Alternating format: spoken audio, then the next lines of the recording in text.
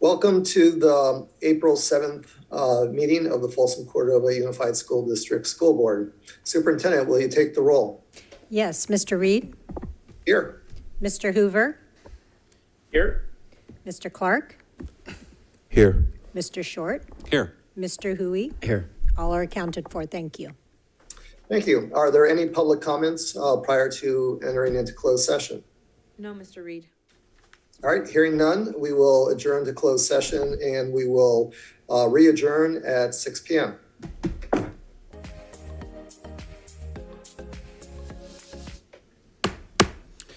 Welcome, everyone. We're going to call this meeting to session. I am going to do my best to fill in for our esteemed board president, Mr. Reed, tonight, as he will be joining us remotely. So to start off, let's call the roll. Yes.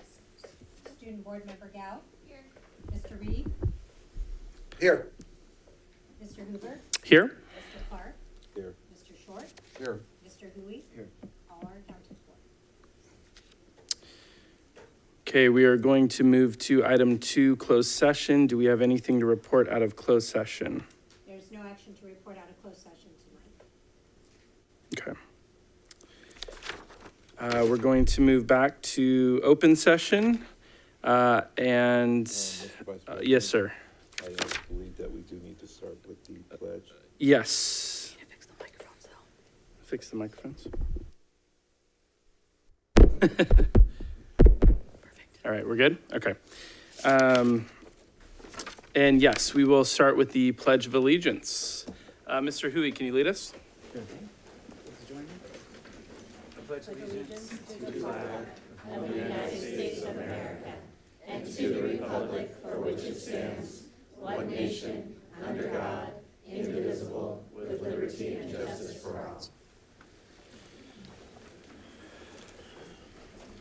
Thank you. I am now going to read our broadcast statement.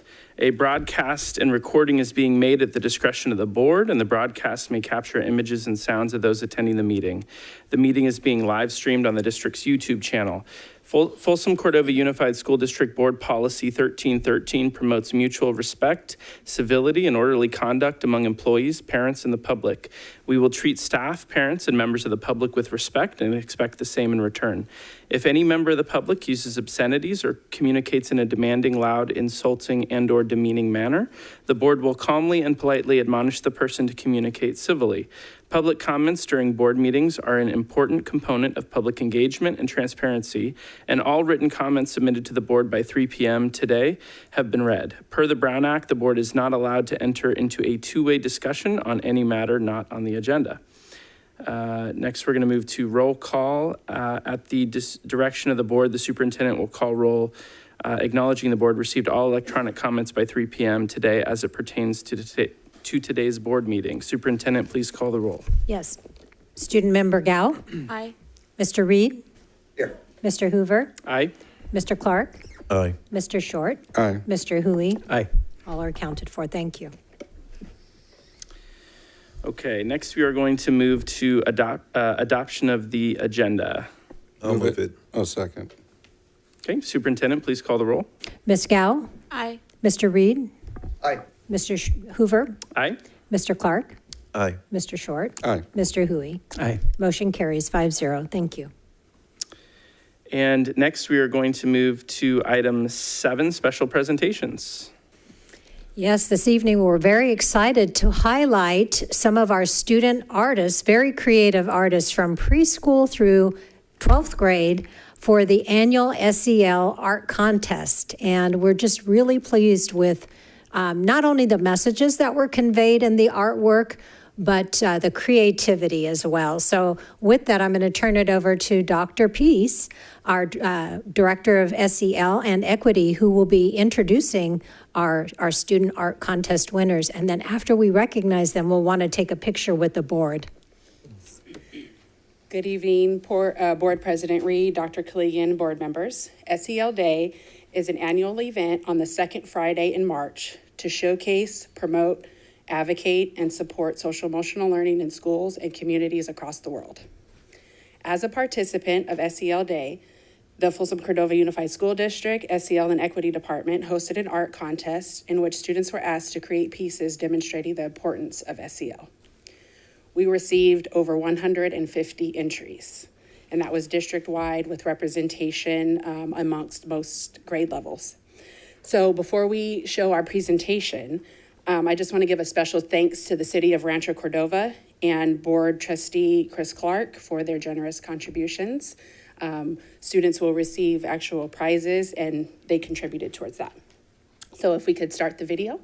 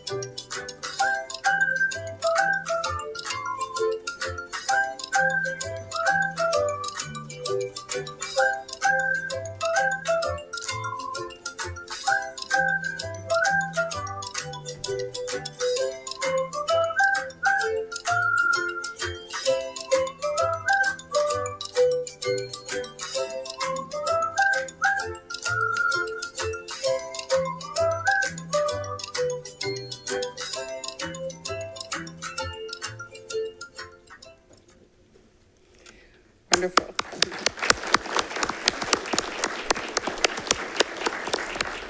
So I'm going to call each student up by name. If you could please come to the front.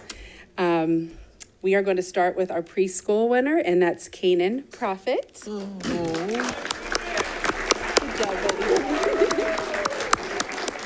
You gonna stand up there?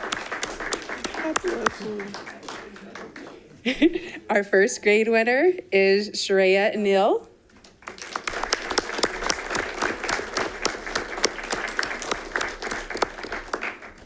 Second grade is Shania Gupta.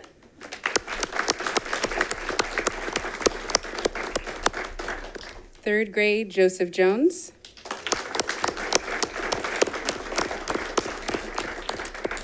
Fourth grade is Angela McClung, who is joining us virtually. They moved to Tennessee right after this, so they are joining us virtually. So if we could give her a round of applause as well. Fifth grade, Tessa Biorgi. Is it Biorgi, I apologize. Sixth grade, Cornelia Rupar.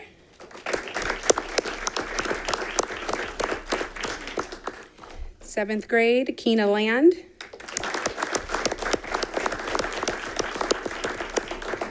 Eighth grade, Zuriel Nupali.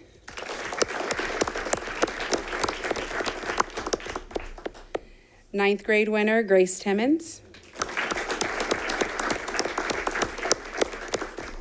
10th grade, Natalie Elliott Cisneros.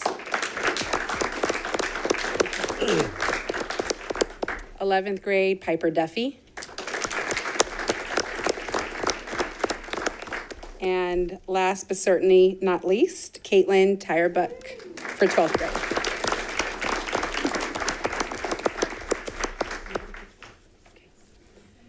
Oh my goodness, this is Want to scoot wonderful. in? I am wondering, can we have the taller students perhaps stand behind?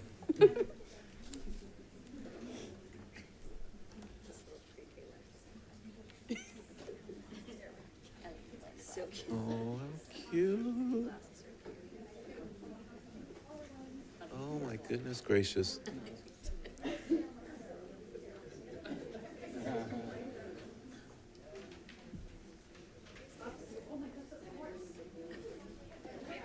Want us to come down? All right, we'll come down. Okay. Come on down, David. We're all gonna be that long. What's gonna happen? We're all gonna do it. I know, right? Everybody wants your picture. We'll give everybody a chance to make sure that you get a picture. Okay, who's gonna count? 1, 2, 3. Love it, Mr. Reed, back. Oh, no, you're fine. This is a special moment for parents. God, did you get it? Okay. You can get up there. Y'all have to stay right there for just a little bit, okay?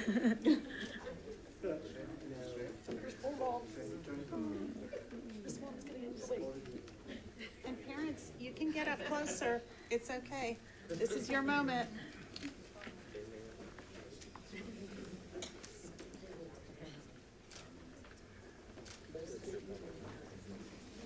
She represents the family. One of us has got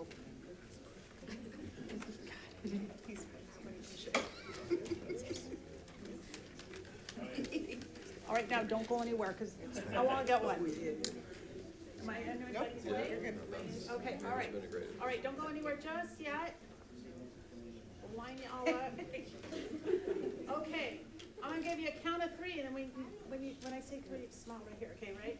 All right, 1, 2, 3. All right. Everybody, big round of applause.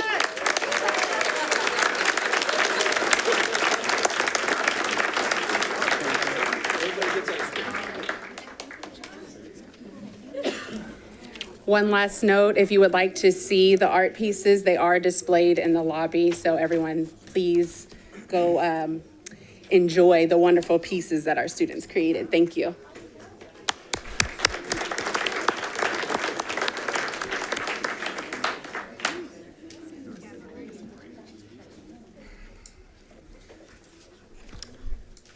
Thank you. And Superintendent, is there another item on this agenda item? Or is We that- don't have any other presentations tonight. But Wonderful. we congratulate all of our students. Yeah, absolutely. Congratulations to everyone.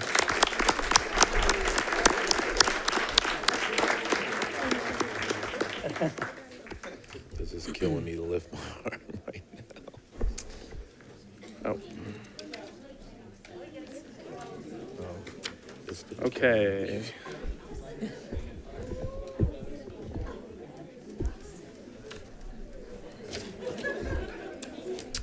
We are going to move to public comments, item 8. Our first, Are we going to set a timer? yeah.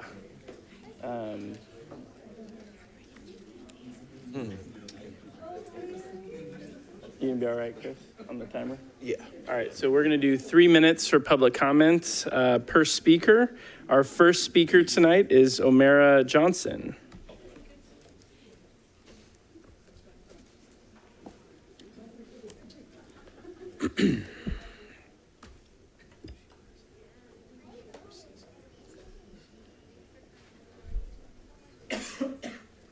Welcome.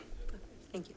My name is O'Mara Johnson. I am CSEA Vice President, and I'm here to address the board and say thank you to Dr. Collegian, Don Ogden, Sean Martin for coming back to the classified persons with an offer similar to what our teachers got. I encourage the board tonight to please make that a priority when you're voting, and we would appreciate it. Thank you. Thank you. Next, we have Kim Triguero. And then after that is going to be Bethany Honeycutt. Hi, Welcome. I'm a little nervous here. Welcome. Thank you for your time, board members, Dr. Killigan. I'm one of the program specialists. My name is Kim Triguero, and we have 6 program specialists in our district, and one of them is Bethany Honeycutt, Shelley Seamus, Sherry Plum, and then the other 2 are not able to meet with us, make it today. It's Jennifer Oslin and Beth Margerison. We wanted to just spend time introducing ourselves to you and explain our role in the special education process. The program specialist position is a unique one in the district. We are teachers with a stipend. We are not administrators, yet we are a liaison between the district and the schools supporting our sites with all things related to special education. Program specialists represent the district calmly and professionally during emotional and high-stake IEPs. We are expected to safeguard legal practices as well as team effectively with families, teachers, principals, psychologists, and support service personnel for the betterment and support of our students with special needs.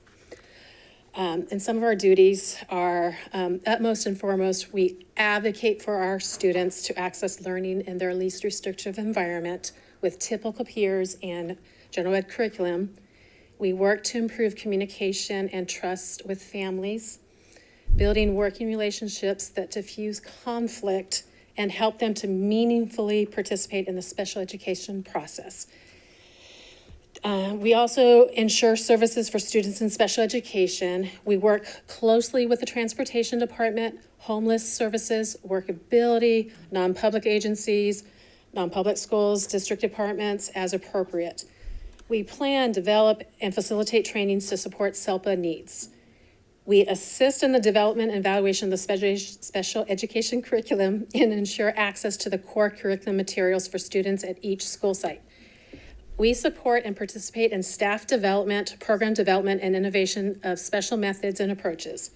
We provide coordination, consultation, and program development with all related service providers in special education. We coordinate, participate, and facilitate and/or chair IEP file reviews and IEP meetings. We train and assist special education personnel in the development of IEPs, identifying services for students, facilitating student placement into special education programs, and techniques for implementing student IEPs. We case manage students placed in non-public schools as well as our residential facilities. We provide effective consultation and collaboration to school site administrators, school psychologists, related service providers, case managers, instructional assistants, and district personnel. We submit reports and recommendations on district SELPA policies and procedures, curriculum, and legally required data as requested by administration, and she's going to continue. Thank you so much. Thank you. We facilitate and monitor the placement of students and implementation of special education at school sites, observations in special education classrooms, evaluation of education plans, and confer with principals, psychologists, teachers, related service providers, and families. We support the matriculation of special education students between preschool, elementary, middle school, high school, and post-secondary programs. Almost all of these things we just mentioned are crucial things, and we do them during the school year, mostly not before the school year starts or after the school year ends. We have respectfully asked the district to review our contract. In light of the number of days we work beyond the 184 teacher contract. Our job primarily supports professionals whose contract days are far fewer than ours. It is true we have duties that must be completed prior to the start of the school year and even after the school year ends, but we look forward to creatively finding solutions to these concerns. After all, finding solutions to difficult problems is what our job is. As we look at peers in other districts who are in non-administrative program specialist roles, we see that they work fewer days than we do, 192 days. And perhaps we can find solutions in their work year that will help us find equity in our contract to align not only with our peers in FCUSD, but with those program specialists in those districts. The current teacher contract is 184 days. At 203 days, program specialists currently work more days than school psychologists, speech pathologists, department chairs, lead teachers, nurses, and school counselors.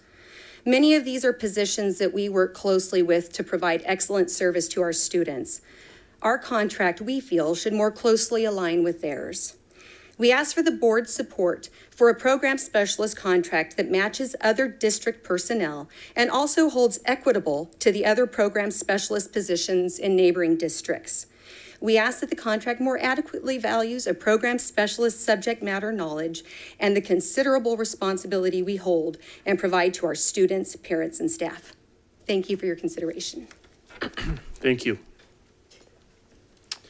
Next up is Blanca Hurtado.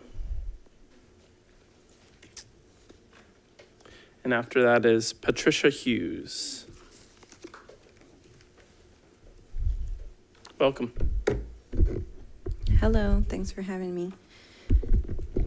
I'm going to wing this comment. This is for the public, and this is for all of you here and the school board also. Ms. Collegian, I think I've already emailed you the information, and maybe all of you too on the board, I don't know. Anyways, so this is related to school, and this is related to work. And it has to do with the legislative session. So those of you listening online too, this message is for you. So, for example, the proposed legislation that's scary right now, I'm going to read them off as quickly as I can. AB 1993. It requires proof of COVID-19 vaccination for all employees and independent contractors to work in California. AB 1797, it creates an immunization tracking system, giving all government agencies access to vaccination records of all persons. SB 1184, authorizes school health personnel to disclose a child's medical information without the parent/caregiver consent to a third party.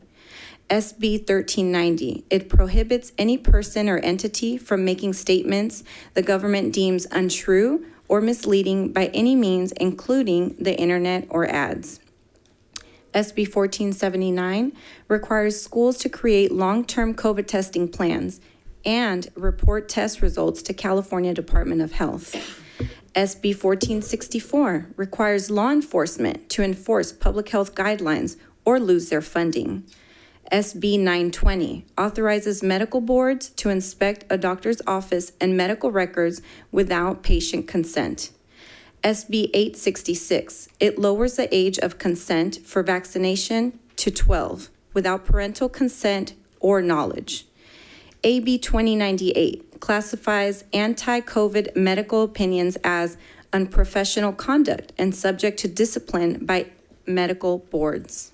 SB 871 adds COVID-19 injection to the list of immunizations for public and private schools, regardless of FDA approval, no personal belief exemptions allowed, and a very rare medical exemption.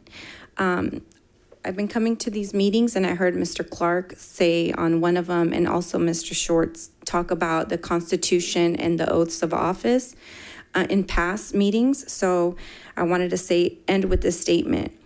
The government exists to secure, in capital letters, secure our rights, not grant our rights. The oath of office prevents enforcement of laws not consistent with the Constitution. Thank you. Thank you, Blanca. Next, we have Patricia Hughes.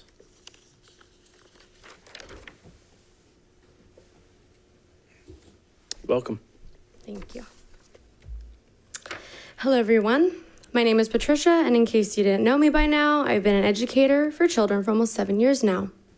And I will not stop fighting for the children. As a concerned teacher and member of this community, I urge you board members to reflect on the oath that you promised to uphold in regards to the safety and well-being of our children. I hope you're all familiar with SB 871, which is trying to force children to have the COVID vaccine in order to attend any daycare, public school, and private school. If any of you board members truly care about the well-being and health of our children, then why would you continue to sit there doing nothing? You guys have the authority to call up your legislators and to oppose SB 871. Even the CDC knows that the children ages 0 to 17 years of age have a 99.997% survival rate. So why force an experimental drug, which has been proven by the CDC, to not prevent the spread of COVID, let alone prevent you from getting it? Our children are way more resilient than you guys realize.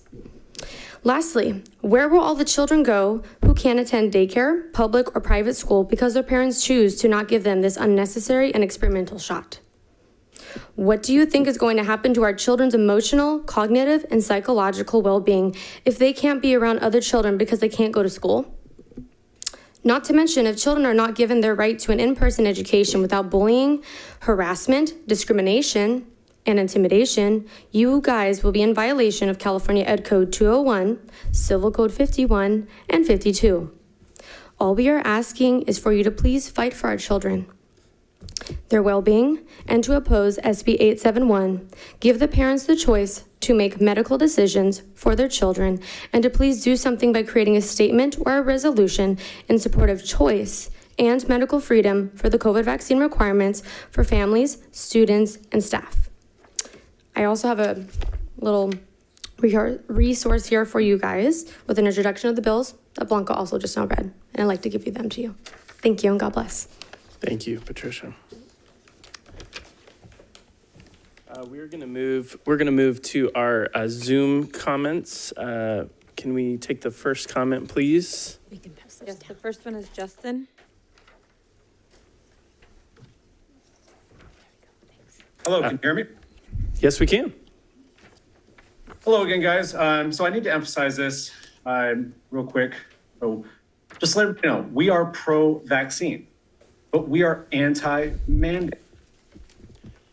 So as we know, the vaccine gives you a better chance at survival, but so does eating healthy, losing weight, exercising, being in the sunlight, preventing diabetes, being under the age of 50.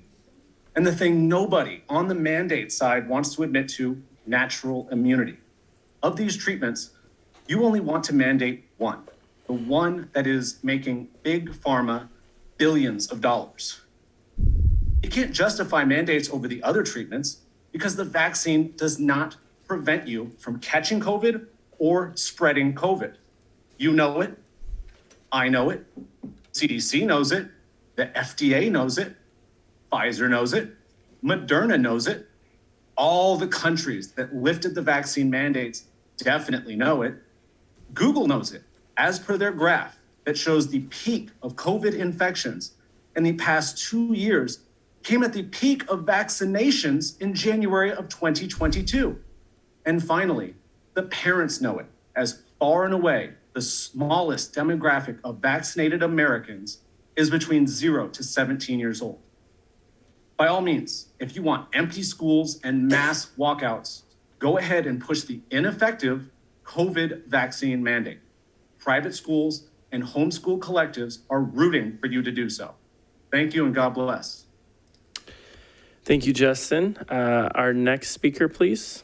We have Sarah. Hi, can you guys hear me? Yes, we can. Okay. My name's Sarah David. I'm a teacher at Cordova Villa Elementary School. I just wanted to follow up with the email I sent you guys today. There is a lot of elementary things under the discussion today on the agenda, but elementary music is not one of them. Out of one thing that came out of COVID was the amazing TK through 3 music program that our elementary music teachers provided for us during distance learning, and they are still continuing to do it this year. I know that when they go back to teaching instruments, I'm not sure if there will be staffing for this job to bring videos to our TK through 3 students. I am a student of music through this district, and seeing this provided for our students as young as TK before we start recorders and strings in 4th grade has been amazing. We're reaching a lot of students, different learning styles, and I have seen my students come alive during these lessons. So I just wanted to bring that to your attention and say thank you to Mindy for providing this for our students. Thank you. Thank you so much. All right, are there any other comments online? Okay. We are going to move now to item 9, reports of district organizations. I don't have the list in front of me, so correct me if I'm wrong, but I think we're going to start with Folsom Cordova Education Association. Usually it's student advisory. Oh, student advisory, sorry. Okay, let's do that. Good evening and thank you. Just a quick update tonight. So SAB is continuing to prepare for our student forum that will be held on April 20th at 4:30 p.m.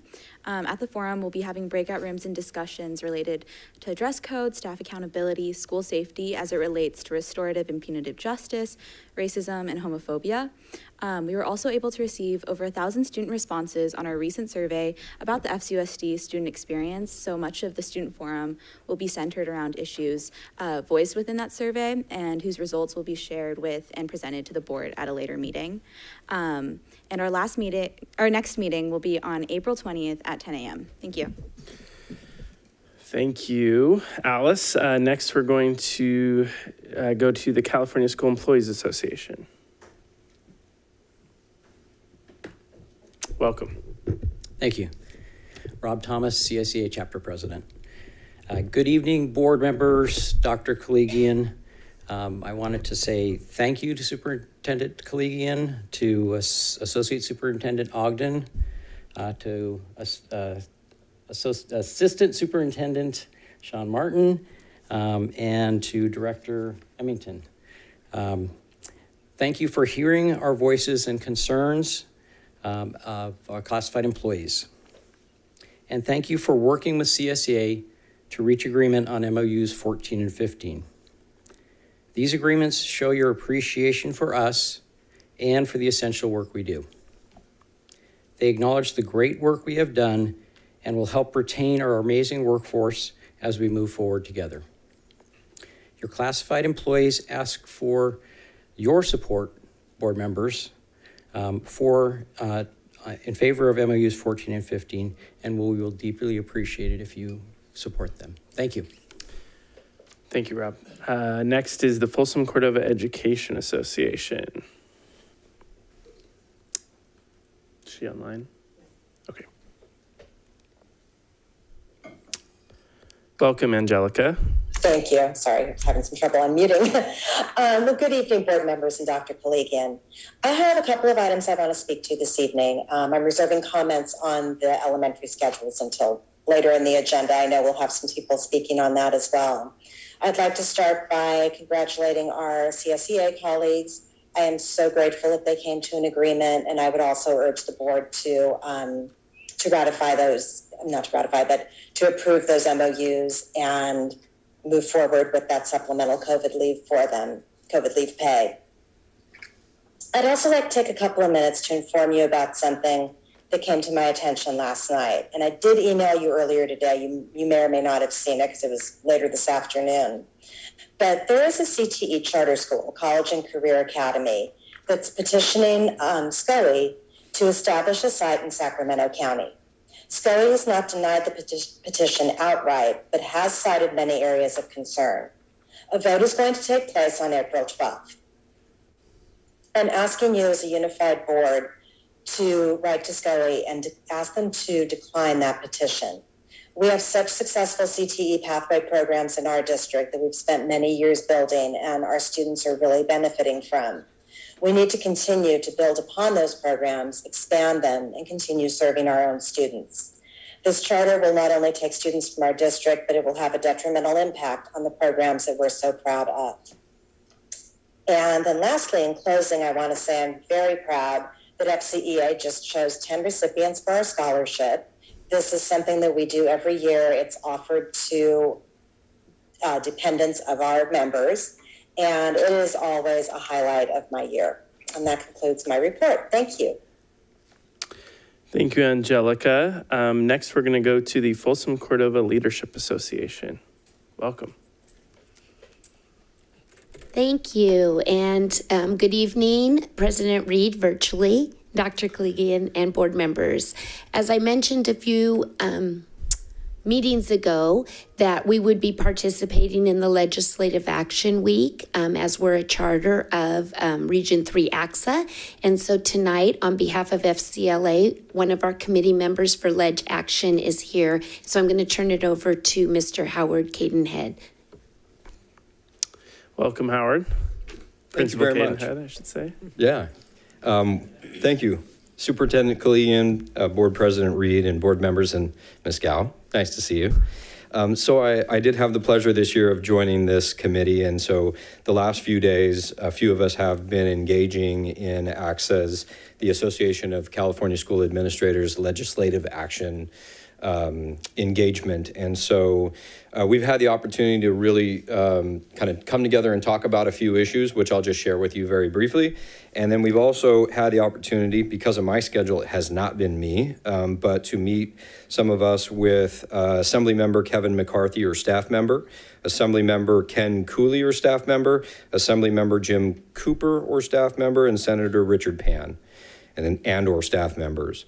And the main issues of importance for AXA this year are centered around boosting core funding investments, providing districts with COVID attendance relief, broaden independent study flexibility for districts, removing obstacles to universal transitional kindergarten implementation, designating and allocating non-Prop 98 facilities funding for a variety of reasons, including for TK development, and limiting health mandates for school enforcement and allowing educators getting back to educating. Those have been the focus areas. Okay? Thank you very much. Thank you. Thanks for the update. All right. I actually got to meet with AXA today. It was great. But you weren't there, unfortunately. We didn't have anyone from FCUSD there. But let's see here. Next is the District English Learner Advisory Committee.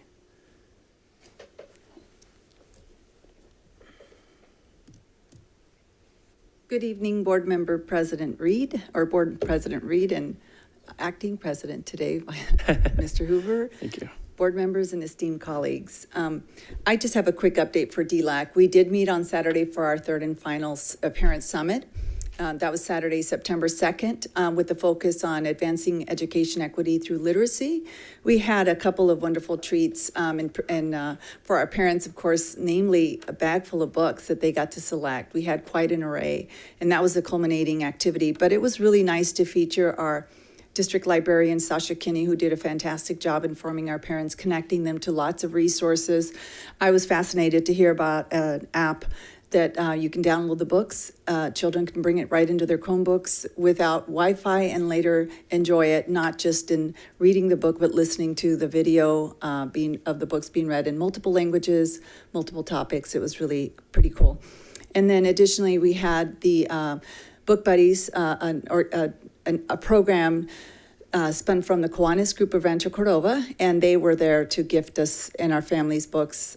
So that was very exciting. We had a wonderful group of parents. Of course, always want to see more, but it was a great way to end the year. And it was in person, which was fabulous. Thank you to Dr. Kaligian for being there and joining us that morning, as well as Mr. Chris Clark, even with your injured arm. So that's, in addition to that, and just a reminder, our last DLAC for the school year will be May 5th, which is a Tuesday. And we're going to keep those virtual. Parents are liking the ability to be present in a flexible way for now. That's my report. Have a great evening. Thank you. Mm-hmm. All right. Thank you to everyone who reported. We're going to move now to item 10, agenda consent. Before we take a motion on this, would anyone like to pull any item from the consent agenda? Nobody. All right. Mr. I'll Reed. move it. You'll move it. All right. We've got a motion from Mr. Short. I'll second. A second from Mr. Clark. Superintendent, can you please call roll? Yes. Ms. Gao? Aye. Mr. Reed? Aye. Mr. Hoover? Aye. Mr. Clark? Aye. Mr. Short? Aye. Mr. Hui? Aye. Motion carries 5-0. Thank you. And Mr. Hoover, may I make a few introductions based Yes, on the consent absolutely. agenda that was just approved?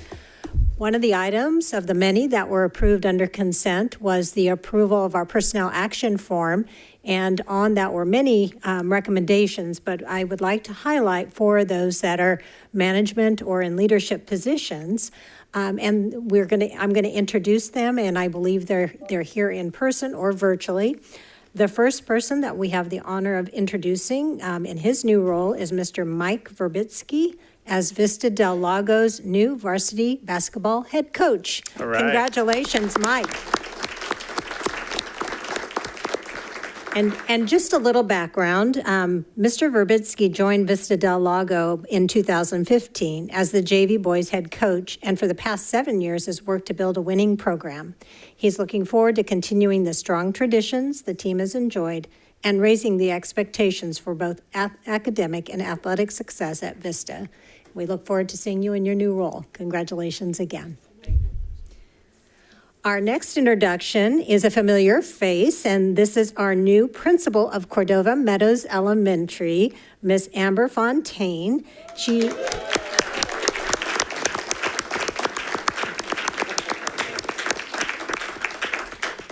And Ms. Fontaine is currently Cordova Meadows interim principal and has been with Folsom Cordova for the last 20 years.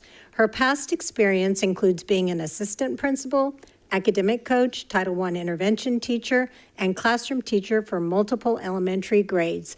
Congratulations, Amber. And do you want to introduce any family members who are with you this evening? This is my daughter, Lisa. Yes, she's a first grader. Oh, welcome, Lisa. And must be very proud of Mom. Our next new administrator to Folsom Cordova is Miss Suzanne Ambrosini as the assistant principal for Folsom High School. So, Suzanne, congratulations. Welcome to the team. Miss Ambrosini comes to us from San Juan Unified School District, where she's been serving as the principal for Andrew Carnegie Middle School. In her prior roles, she's been an assistant principal for several middle schools, both large and small, and as a middle school classroom teacher. Her work has focused on expanding CTE programs for skill-based learning and leading staff collaboration to support equitable student outcomes. Again, congratulations, Suzanne, and welcome to the team. Thank you.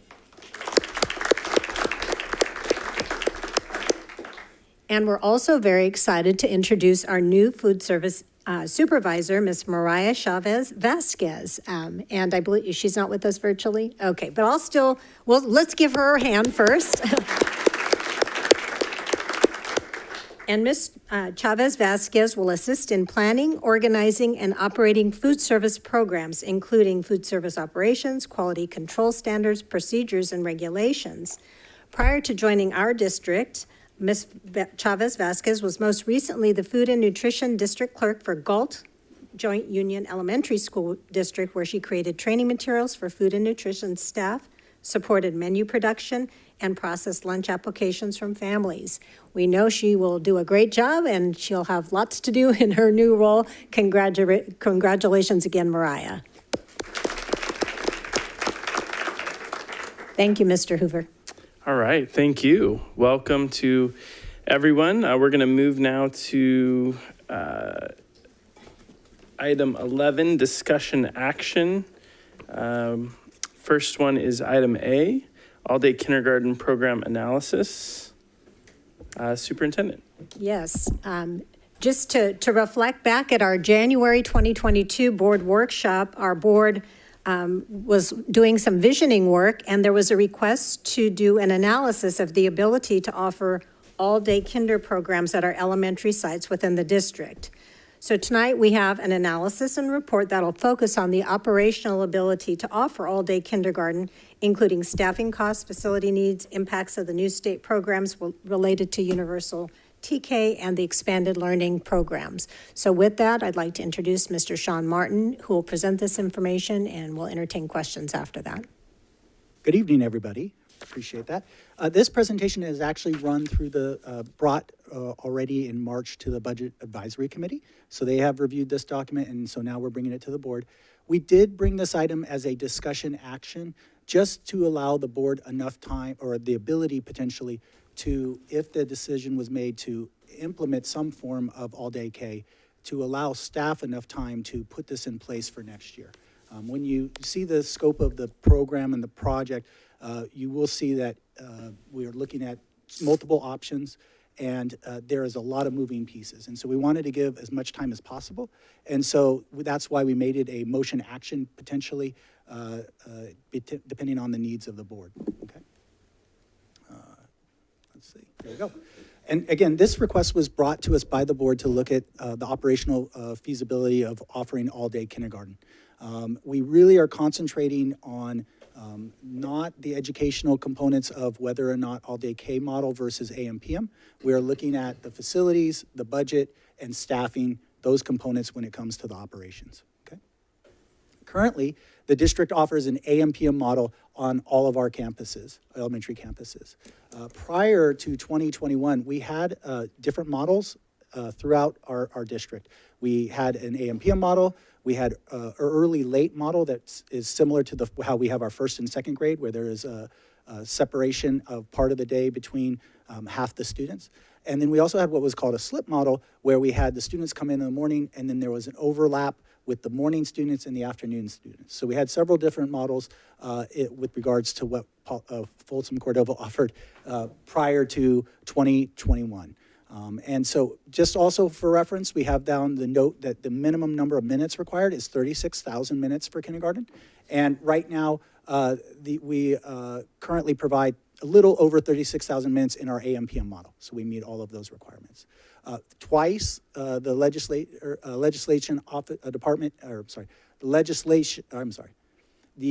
state legislation department tried to pass an all-day kindergarten requirement and has been vetoed twice by the governor. And so that's just a note for reference for you with regards to whether or not all-day K will ever be implemented within the state. So, continuing on. Nope. Thank you. All right, so with regards to facilities, we have 21 sites, elementary sites. If we were to convert all of our sites to all-day K, 9 sites would need classrooms changed to a kindergarten ability. So currently, we have 5 sites that already have this set up, where we have traditionally a kindergarten classroom is 1,350 square feet, which includes a bathroom and a larger square footage area. With regards to the 9 sites, what we would need to do is take an existing classroom that's not being used and convert it into a kindergarten classroom. So there would be some costs associated with that. We would need to, in some of the rooms, we would actually need to go in and change the furniture. All of the technology may need to be upgraded, teacher desks, all of those pieces. And so we estimated a cost of about $20,000 to convert a classroom that's not set up for kindergarten to be set up for a kindergarten model. Also, we noted that there was concerns about bathrooms. In these situations, there would not be a bathroom inside the classroom, which we have accommodated currently. What we normally try to do is locate a kindergarten classroom close to or within a building that has a bathroom that they can easily access within line of sight, or as close as we can to a bathroom location. But also we noted that the impact of the bathrooms with expansion of universal TK, kindergarten, and also if there is a lower grade STC program and preschool potentially, there are some campuses that would be impacted with access to bathrooms for all of those students. So it's something that we will have to identify depending on the scope of implementation if we were to go this way. One school site was noted, Theodore Judah, that it does not currently have capacity to expand because of existing programs and other activities on that campus. And so at that site, if we were to want to expand to an all-day K, we would be required to add an additional classroom, a portable potentially, and we estimated that cost around $300,000. 11 school sites currently actually have sufficient classrooms, kindergarten classrooms, so we could expand at those locations without any additional requirement for kindergarten setup. That time it worked. Additional operational areas that we noted that there will be additional custodial costs to clean because we will expand the number of classrooms that currently are being unused. Anticipated cost would be about $500 a year per classroom. There may be an ability to absorb that in existing staffing, but we wanted to put it in there just in case, so we had a recognition of all potential costs. Food service, we don't see any impact on food service. If anything, we see additional meals being served, which would actually help. We can cover that with our existing staffing once we're fully staffed, but we would be able to do that for food service. Transportation, we would potentially see additional riders. Currently, because of the AM/PM model, we may potentially have kindergarten students riding in the morning on the AM route, or the afternoon students riding the bus home, but we don't have students on both sides. So if we went to a full day model, potentially there would be additional riders on both sides of the AM and PM schedule that may require us to adjust routes or add additional time to the additional driving schedules that we have. Special education, this one's a larger cost that we wanted to note is that currently we have SDC programs at multiple sites, and we have that on a different slide here on which sites have SDC classrooms currently. And with that, what we do is we mirror the schedule for the kindergarten program on the sites for SDC, meaning the SDC kindergartners are there either in an AM model or a PM model. And so if we went to a full day model, those students then would also mirror that, which would mean that we would have those students there the entire day. That would require additional aid staffing, and so we anticipate that cost to be about $30,000 per site when we expand that program out potentially. Another item is prep. We offer prep to our kindergarten teachers now. They receive 30 minutes a week, and the way that currently is done is because of the AM/PM schedule, we have our prep teacher who is able to pull the students out of the class for 30 minutes once a week, and they're able to provide that prep for both the AM and the PM teacher at that same time. If we were in an all-day model, then we will need to have a separate pull-out, 30 minutes for the one group and 30 minutes for the other, because we can't overlap in that sense. And so that would create an ongoing cost, what we anticipate about $5,000 per classroom for that. We also noted supplies, technology, and other materials that would be needed. It would be classroom specific. A lot of that would be one-time in nature, but if you think of the fact that right now, because of an AM/PM model, there doesn't need to be duplication of potentially iPads or other devices for students because the AM class and the PM class can use the same devices. Same thing with easels and some of the other pieces of equipment that we would need. So there would be additional supplies that would be necessary to fill that out for 2 separate classes. And so that would be a one-time cost. Additionally, we noted that potentially we would have to negotiate the effects of this change with our bargaining units. And so that cost is unknown at this time, if there would be cost. Other impacts, so this is on the programmatic side that we want to note. So the Expanded Learning Opportunity Program, and we've talked about this a few times with the board with regards to the budget and the changes that we're projecting. And we're going to actually have this presentation, a full presentation of how we're going to be rolling out the ELOP program at the May meeting. We wanted to wait until after discussions about all-day K and also the early, late, first, second grade situation because those impact ELOP.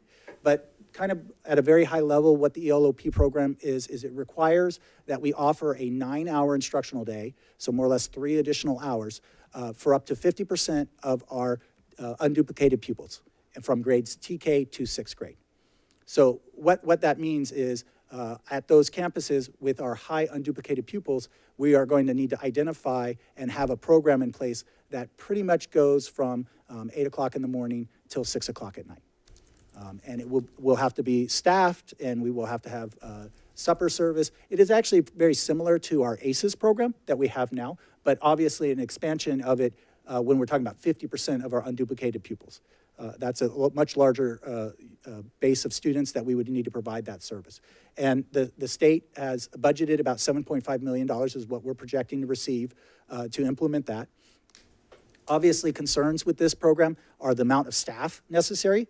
Also facilities. We have some campuses, and we'll talk about this later, that we've identified that would probably be the priority locations, pretty much the sites that have ACES now. But because of the expansion of the number of students that would be necessary, we need to find facilities to be able to house all them. So currently we're able to provide that service in other classrooms, other support areas. We would probably need to be pushing into the classrooms that are currently used throughout the day to be able to cover the needs of all of those students. So that's an expansion of that area as well. Other areas we've noted with regards to the ELOP model is the fact that we will impact our ability to clean the classrooms at the end of the day, so that will impact our custodial schedules. Additionally, we have to, as we spoke about, have the supper schedule available, so that means we're going to have to be able to provide additional meals, and that will impact food service as well. So that program is something that will definitely have to expand out. And with regards to all-day K, this is where all-day K actually helps and supports ELOP in the sense that under the ELOP model, because we have to offer a 9-hour day, if we with an AM/PM K model, the students are there only for 3 hours a day. We would then have to find some other way to provide that 3 hours of support under the ELOP program. So we're going to have to provide something either way for those students specifically. what we noted when we looked at the ELOP is that we want to focus on our highest UPP sites that we talked about there. And really what we see is that the ELOP and an all-day K model work hand in hand because that's the intent of ELOP is to expand to a 9-hour day. But keeping in mind that ELOP is not going to be at all of our campuses. It's going to be at our campuses where the highest UPP numbers line up for that purpose. So, okay. Did you have a question? Nope. No. Continuing on. The other program that we noted is the first, second, early, late program. And we have a presentation after this one with regards to that program. We currently, in this model, the way it works is that the students in first and second grade are either early or late birds. So the early birds come in at the normal bell schedule for all of their students. And then the late birds come in 45 minutes after. And the intent of that is to have small group instruction within that 45-minute window. At the end of the day, it's reversed. The early birds leave 45 minutes before the end of the bell, and then the late birds stay for their small group instruction. This year, the board asked if we could find a way to implement something that we can provide a full day for those students to help support the families who weren't able to either cover that time difference or to line up the schedules for all those families. And so what is called the base program, which was at a few sites, was implemented out to as many of the sites as we could get staffing for, which I believe is majority of our elementary sites have that. And so what we are doing is we're providing a instructional aide who comes in and covers that 45 minutes before, and the students right now, for the most part, are put into the multi-purpose room, or if we have a free classroom, we do use those as well, to have those students housed for the 45 minutes before and the 45 minutes after. Right now, it's not at this cost, but if we were to fully implement first and second grade base across the district, we would cost about $700,000. And so the question then becomes, if the base program and the early, late, first, and second is in place for next year, would we mirror that program if we were to go to all-day K? So we would go to all-day K, but really it would be this early, late K program is really what it would become. It seemed like it would be counterintuitive to have an all-day program for kindergarten and then have an early, late for first and second. So we made an assumption that if we kept early, late, we would also implement it to kindergarten. If we did that, that would be an additional cost. It would be about $350,000 would be the cost to implement it for kindergarten as well. We do have concerns about facility space. We already are having space issues. We had to identify, we did an audit earlier this year to try to open up enough space for all the students. We are using stages and multi-purpose for the most part, but a lot of those are pretty much at capacity. And so adding the kindergartners in there as well, it might get pretty tight. We do a 21 ratio with staff on that program. And so if we have kindergarten first and second in a base program that we would have to provide facilities for in the morning and the afternoon, it may be a situation where we might need to identify additional locations. Additionally, with COVID, a lot of the multi-purpose and activities that would happen in there weren't happening. With this next year, often those are hubs and activities happen throughout the day on the multi-purpose rooms. And so that hour before or 45 minutes before and after would not be available potentially for those other activities. They would have to be saved for the base program potentially. So we see some impacts there potentially. Universal TK. This is another program where we see some large expansion of use of facilities and classrooms because in this program, what is happening is they are expanding the age in which students qualify for TK. Eventually, in a 3-year time, it'll be all 4-year-olds will be able to participate in TK. When that occurs, we anticipate about the same number of classrooms needed for kindergarten for TK, because pretty much all 5-year-olds that are in kindergarten would be 4-year-olds the year before, and a majority of them probably would participate in TK. TK is an AM-PM model, so there is ability to have a one classroom for an AM and PM. Right now, we only offer TK at Blanche Spence, Cordova Villa, and Navigator. I do want to note on the original presentation that was sent out, Cordova Villa said there was 2 classes there, and there is only 1 class there. So there's 1 at Cordova Villa and 1 at Navigator. We are planning to expand an additional class at Mangini Ranch for this next year. because we have enough registrations in place. We are also looking at whether, depending on the conversation with kindergarten as well, looking at whether the Cordova Villa TK program, we may look at moving it on the north side of Highway 50. When we did an audit of the current enrollment of students, we see that actually it's a pretty good split of the TK students who are north of 50 and south of 50. And so we do think there's a need to have a program up at that site. And so we're thinking about potentially, depending on registrations, we may be able to keep the one at Cordovaville and add one. But if not, we may look at moving one to north to split so that we have at least one on each side of Highway 50 for Rancho Cordova. So we're working through that process now.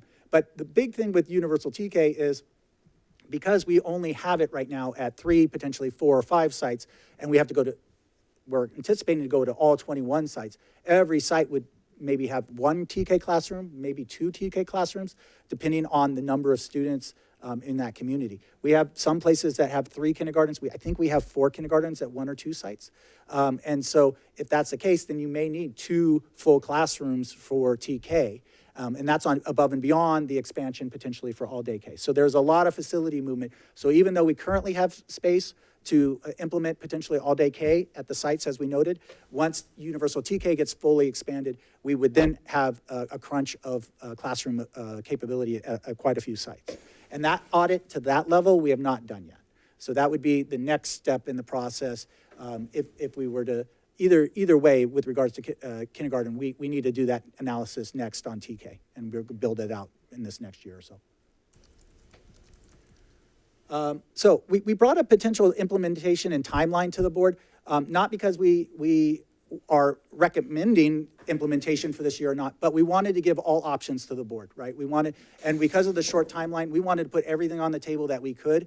We've actually, the curriculum team and facilities have actually walked the campuses that we have identified potentially as target sites to implement. We are already kind of behind timeline-wise if we want to implement an all-day K model. First, enrollment packets have already gone out. We know district-wide to implement all-day K for this next year is not doable. We would say that we would not be able to complete that task in the time left to try to implement all-day K for the entire district. So to give the board options, we did look at a targeted model, implementing at specific sites that we think we can implement. And the reason why you see some options at Folsom was just, again, to give the board options. One of the things we've seen is that sometimes we want to have something on both sides of the district in both communities. And so we put that information there. We identified some sites that were higher on the unduplicated pupil. Again, we're trying to focus on that because we have to offer it anyway with an ELOP for at least 50% of our population. And so we tried to pick the higher unduplicated pupil sites for Folsom. Theodore Judah would have been the highest, but again, because of capacity, it's not a site that we would recommend at this time. And so the school sites that you see in green are ones where the team has actually walked the site. They've spoken to the principal and they've looked at facilities, and we think it is a doable action to try to implement for next year if the board wanted to go in that direction. Additionally, if we implement it at the green sites, we would capture 73% of our UPP, we assume, for our kindergarten students. So we'd be hitting past our 50% mark that we're required to do under the ELOP program. So it kind of gets 2 pieces with that piece of it, at least. It wanted to note that ACES is at all of those, that first group of the 7 green Rancho Cordova schools. Those are our ACES school sites. And that's because of their unduplicated percentage. That's why we have ACES at those school sites. And ACES really is the model for ELOP, so we have a viable program at those sites, so it'll be just a matter of, for the ELOP part, to expand that out. The other thing you'll see is on the sites, you'll see an asterisk next to those. Those are the sites that have an SDC kindergarten program. And so all of those sites will be where we would potentially have to add an additional aid support to support an all-day K model for special ed as well. And so we're looking at approximately $30,000 per site for that portion of it. So, any questions on this one? There's a lot of numbers on this. Just quickly. Did we run a scenario, the total costs, everything, if we went district-wide? Yeah, it's further in the slide, so. Okay, sorry. Yep, you got it. All right. Any other questions? Nope. Okay. All right, so this is just information. This is one of the documents that our team put together that just noted where the sites that we identified on the previous slide that were in green. These are those sites and what we may need to do or not do. We would definitely, in the ones that are in yellow, will have to do some adjustment to the classroom setups on those sites. One of the things we talked about is, like we talked about bathrooms and location, proximity to the other kindergarten classrooms and proximity to the playground. If we were to implement all-day K, we would want to try to place the kindergarten classroom close to the other classrooms or close to also drop off. There's several things we look at when it comes to kindergarten. And so that may require us to move a first grade classroom or a second grade classroom to another location to put that kindergarten classroom closer. So there may be some moving costs and some domino effects that happen on some of these school sites as well. So those are things that we've been looking at. So here's kind of a summary of what was on those other slides. Looking at one-time costs, again, kindergarten furniture, equipment, and storage because we have to expand out into other classrooms, instructional materials, technology, portable classrooms, potentially. I think that portable classroom conversation is going to come back around when we start talking about TK. Either if we implement all-day K or not, that's because of the number of TK classes that may be needed, we probably will look at that. Expansion into all-day K obviously multiplies that need, and so that will probably create additional costs above and beyond. Ongoing costs, we're looking at custodial services, special ed, like we talked about, prep support, and then also if we kept early late and we go to an all-day K model, matching that early late model for kindergarten would create additional costs there as well. Other areas of impact that we talked about is the early late with first and second, competing needs for universal TK, and then ELOP program, how that there is actual an overlap that benefits, and then additional staff. We know we're already at a crunch when it comes to the staffing needed. If we go to all-day K, we've seen there that we would have to expand special ed aides. We need to expand prep support. There's also custodial needs. And so one of the concerns that was noted in the Budget Advisory Committee was, do we have the capacity to get the staff necessary to expand in this way? So cost models. If we keep the existing AM/PM model in its current model that it is now, there really is no new costs. It costs the same as what we have implemented now. It will cost extra for ELOP, because ELOP in that model would then need to cover the rest of the day for kindergarten. But we have ELOP dollars. We have $7.5 million that is specifically assigned to that. But we would need to provide some level of service at the sites where we're offering ELOP as an all-day model. We would need to provide something for those AM kids or something in the morning for the PM kids, right? But that would be under the ELOP model that we would fund that service. If we did a targeted implementation, those green school sites we picked, those 10 sites, we see about a one-time cost of about $150,000 and an ongoing cost close to about $300,000 to implement that. Additionally, if we had the early late model, it's another $164,000 on top of that to cover that cost to provide coverage under the base model for K. And then if we went district-wide, our one-time cost is about $700,000. That includes that one portable for Theodore Judah. Ongoing cost is $500,000. And then what we look at is the early late cost is about another $350,000. And then we noted also that there's going to be additional facility costs related to implementation of universal TK if we also, on top of the all-day K, because of the impact of all-day K on facilities. Questions? Thank you. So we're going to go to board questions. We will start with Ms. Gow. Okay, Mr. Short. Yeah, is there a cost savings if we went all at once, just ripped a Band-Aid, plan all this out, changing it all, and then offsetting some costs here? I would say, I don't know if there would be cost savings specifically. I think we could look at the implementation and rollout as a district along with universal TK and probably have a better planning model. So there may be cost savings in the sense that we would implement targeted all-day K, and then we may have to come back and move again or do other adjustments once we identify all the pieces of universal TK.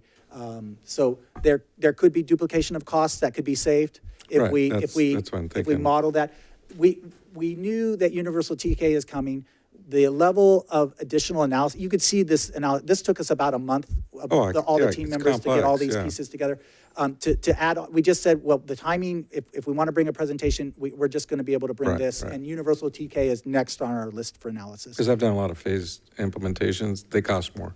Yes, because Duplication, yeah, a you lot more identify that now we need another room here or another room there. right, And now we have to move things Then around. you have to go move things around. That's one of my questions. Yes. Okay, I'll probably have more questions later. Thank you. Thank you. Thank you, Mr. Short. Mr. Hui. Yeah, thanks. Just a few questions. If we can go back to slide 4, if possible, and I think it's probably a Betty Jo question. I think on slide 9 is what you showed us, or maybe 7, where the SDC classes were, but under special education, I'm wondering, do any of our current SDC kindergarten classes have a full day model?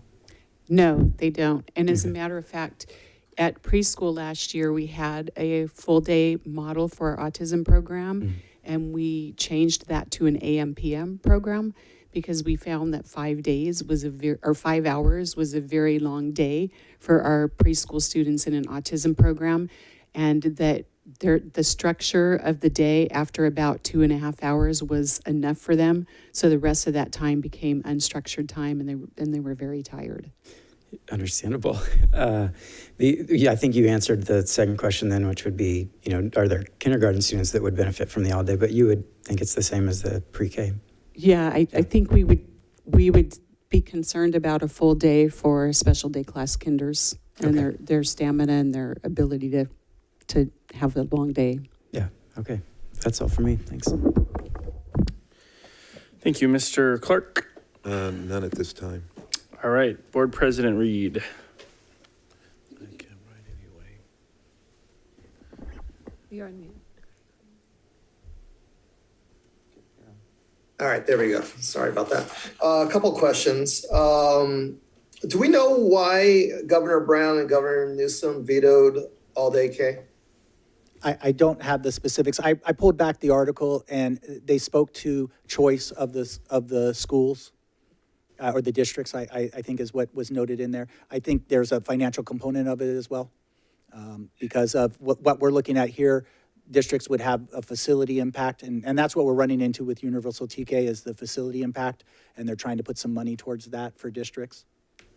Okay. While 13 states and I guess the District of Columbia require all-day kindergarten, are we aware of any other districts in California that offer all-day kindergarten? I know my previous 2 districts offered all-day kindergarten. I can't speak to the percentages statewide. And what were those districts? I was in Pollock Pines School District. Shout out to Pollock Pines. And that's the only time you're going to hear their name probably ever here. And Rescue Union School District, which was in El Dorado County. And just out of curiosity, how did that work in those districts? The all-day? Well, Rescue just had implemented the program. And so when I came in, it was year 1. So it's been 4 years in that program. I would say that I can't speak to the teachers on their side of the house, but I would say that the parents appreciated the all-day model. What I will say is up in Pollock Pines, because of the rural location and the commute that the families had, it would be impactful not to offer an all-day program there. So it was implemented well before, that had been implemented probably at least 20 years at that school. Okay. Another question is, can COVID, the remaining COVID funds that we do have a little bit left, are they able to be used to purchase a portable? I don't think that would probably qualify for what the needs would qualify for. The funds that left are the ESSER dollars or the federal dollars. We do have to get a waiver from the state for anything over $5,000 for those COVID dollars. And it's really for the purposes of what's the learning loss and those pieces. And so I don't know if we could find nexus with buying that portable for that purpose. Would we be able to use revenues that we obtained with the sale of district properties, such as the Folsom Lake property or the Granite Center? Would those funds be able to be used potentially for a portable? Yes. Okay. Let's see. Just out of curiosity, what type of programming is offered in the base programming? I was just kind of curious what we offer in the base programming. You know what? I'm going to probably ask Ms. Cabrera to speak to the base program.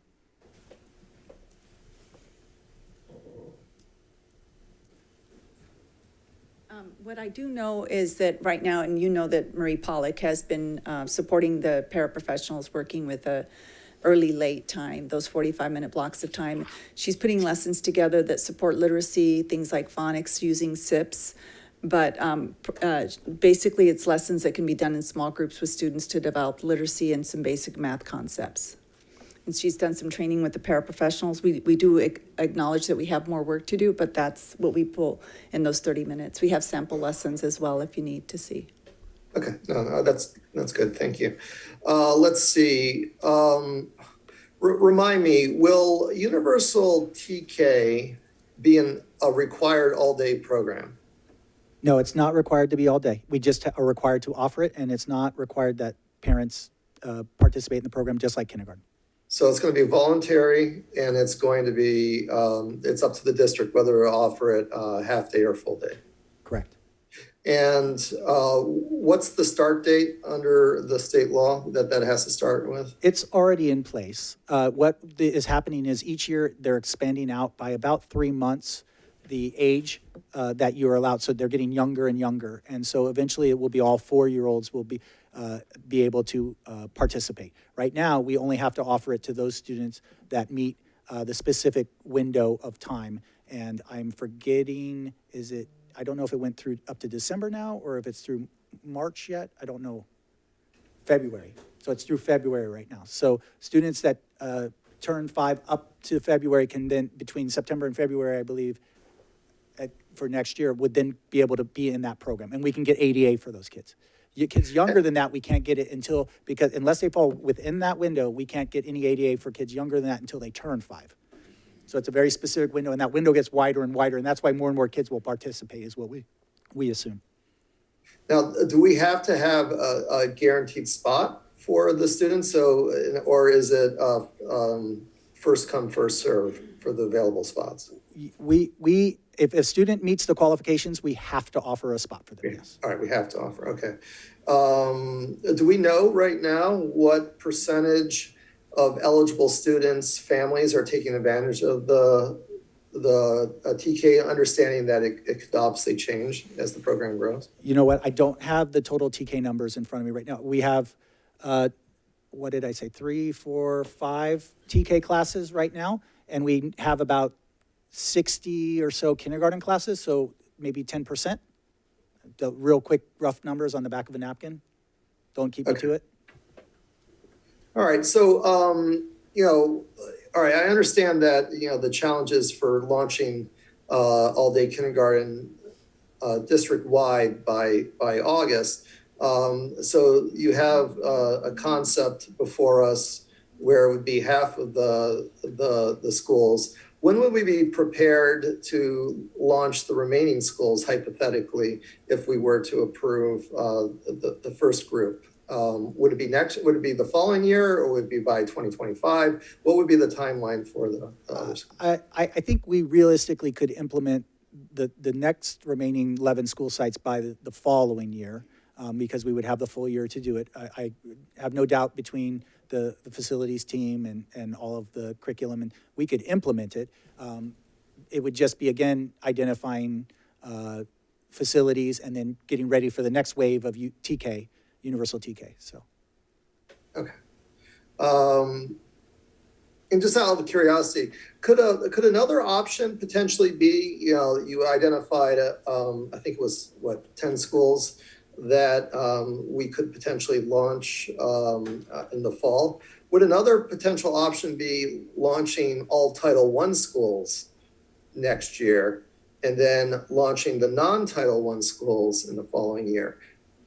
Yeah, we could definitely do that. In fact, all of the schools that were ACES schools, except for Navigator, are Title I. So Navigator was not on our list, and that is a Title I school.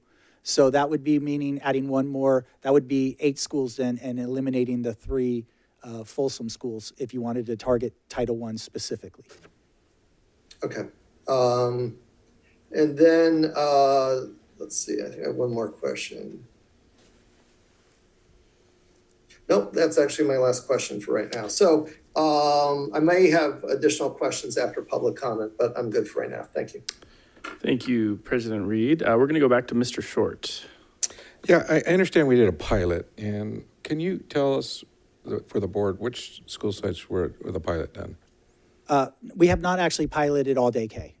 So we piloted the 1-2, the going into all day for first and second, but we have not piloted an all day So there's K. no pilot for that. Right, and it looks like historically the models that the district had prior, there wasn't an all day K model. There was the early late, there was the AM PM, and then the slip program.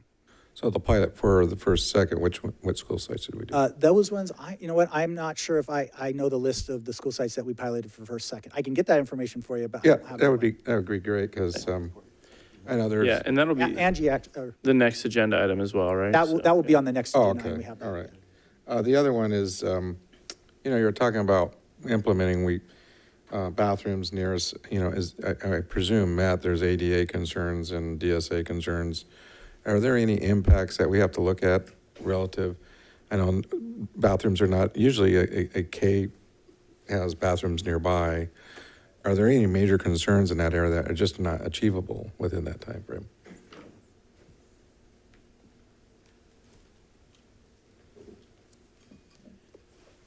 Typically, we'd put them near where the primary grade bathroom are, and so those would be ADA accessible, and they would be typically the same as what they have for kindergarten. So we don't put the little tiny potties in there anymore. They're lower actually ones, yeah. primary grade. The main concern about those is the location, being near the kindergarten, having some sort of visual to that, having some sort of system, buddy system or whatever for the restrooms. That is probably one of the when you talk with the sites, that's some of the bigger concerns. Some sites, not as much as others, is location of the restroom adjacent to, and we have several now that actually have kindergarten and regular classrooms, and they're near adjacent to the bathrooms and as drop-off areas, as Sean was mentioning as well. So those are the things where it's going to be a domino effect, moving things around. Okay, and you'll need some time to make that total assessment if we went district-wide? Yes, for everything, yes. For everything, so you need another year to do that, is that about right? Is that what I'm hearing? Sure. Yeah. You take that? Okay. My other question, have we done studies on the benefit for our kids? I mean, we talk about, but bottom line, for our kids, between the two models, we've had these other two models for, I know that would be something that we'll be presenting here, but hopefully there's the benefit to the kids. Right. No, this study, this analysis was just on the operational side. Curriculum was working on the analysis of first, second. Okay. And so that was where their primary focus was at this time. So we have not done that level of analysis to look at the educational components and pros and cons of all day versus. Pro cons, okay. And I'm sure we'll probably hear a lot of comment on that. And then the grandfather clause for the, if we pull this. That's for first, second. That's going to be the next That's agenda instructional item. minutes for first, second. Because So we're that's a talking different about this full analysis. Okay. Yeah. So I'll wait for that. Okay. Yeah, for sure. All right, thank you. All right. I just have a few questions here. Just getting back to actually, Mr. Reed asked one of my questions about using COVID dollars for the portable. Could you not make the argument that the, expanding kindergarten would be a way of addressing learning loss and submitting that as We could try. Okay. I will always try anything. I would say that I've seen that they're being more strict on those funds. Yeah. It's not really, something that's reducing COVID spread or that's where they're looking at dollars and then looking at learning loss specifically. I did note we could potentially use developer fees because we are, Sure. so there is a pot there, but developer fees are also, being identified and prioritized towards also all of our new school developments. School construction, and yeah. those kind of things. And so there will be competing needs, with all of these things. Yep. Could we use the LOP dollars to expand to all-day K? Is that something? We couldn't use it to expand the all-day K. If we could use it to cover, if we're an AM/PM model, the time that the students are, we can't use it for any part of the instructional day. Okay, got it. It has to be for the outside of the 6-hour or 3-hour instructional day, whatever the instructional day is. Okay. And then I know Mr. Reed asked this question, but what is the date of the full implementation of TK, like that full window? Do we have a date on that? Yeah, it is. And I want to say this was the first year, and I think it's a 3-year process. Okay. So it would 25, be- 26. Is it what? 25, 26. Okay. 25, 26 is when you have to offer to all five. Got it. 4 Okay, years. so we have a few years, but you're saying it'll grow. We That already- window continues to grow. We already as see, yeah. we also are seeing growth in Folsom, but what we Sure. are seeing is that all of the classes at Blanche Springs are full. We're having to add a class at Mangini Ranch. We anticipate some growth also in the Rancho side. So within 2 years' time, let alone 3 years, we'll be hitting all of this. So, yeah. Okay. And then can we go back to the slide? I'm sorry, I don't remember the number, with the schools that you recommend in green. I think, so I guess I just wanted to ask, and Mr. Reed made the point about Title I, but I think Navigator and Theodore Judah, I guess I just kind of want to, and Mather Heights for that matter, want to ask, obviously I know Theodore has the portable concern, but is there a reason that those 3 schools were not, identified other than the portable issue? Yeah, so the first 7 schools were identified because they already had ACEs. Okay. We know we have to expand ELOP up to 50% of our pupils, so it those lined up well. Okay. And so those really were the primary reason. We added the Folsom sites just as an option, because we wanted to make sure we had done an audit on our side, whether that we could expand to those sites, because we wanted to give the board as many options available to them. And we could then potentially expand on the Folsom side if the board wanted to have options available for both sides of the community within our district, right? Both communities within our district. So that was the only reason why Folsom sites, we identified some Folsom sites. Okay, but those 3 schools, could we do it there? Those 3 in between? Peter Navigator, J. we can. Theodore Judah, we'd have to add the portable. We would not have the time to add a portable. And the 2 Okay. programs that are there that are not, we have The Folsom Hope program. Folsom yeah. Hope, I believe, is one program. And then we have a state preschool program. So both of those would be Okay. very difficult to move as well because of the components that they've done for our community and what we've built into those. By the upcoming school year. you're Correct, saying. Yeah, correct. okay. Okay, that's all my questions for now.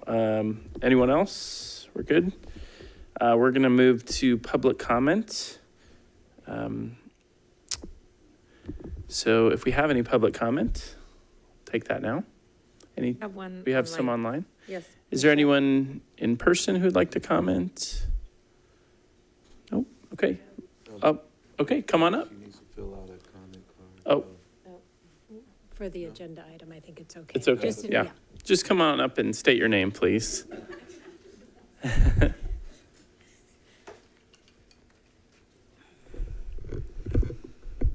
Hello, Mary Jo Novak, 2008 District Teacher of the Year. Thank you. All right. I've been doing the little kids for a very long time, and currently teaching kindergarten at Rancho Cordova Elementary. I want to say that we have, at Rancho Cordova Elementary, done the all-day kindergarten, and we've done AM/PM, and I flip-flop back and forth in my career doing both. It is incredibly beneficial to our students to be with us for that extended amount of time. It makes a world of difference for them. It's hard to even explain the amount of learning that occurs when we can slow down, when we can recheck, when we can work with smaller group for a longer amount of time, when we can have that SEL that they so desperately need without sacrificing academics or having academics without, you know what I mean, vice versa. I want to encourage you to consider our students, especially at our Title I schools, and make a big difference, make a big move for our students, for mitigating our learning loss. Unfortunately, we lost all-day kindergarten right after the pandemic. And it has been a very difficult year in trying to help our students to build those foundational skills that they so desperately need as they try to not only mitigate learning loss, but close that achievement gap. So thank you very much for your time. Thank you. All right, and then we'll go to our hand online. We have Michelle.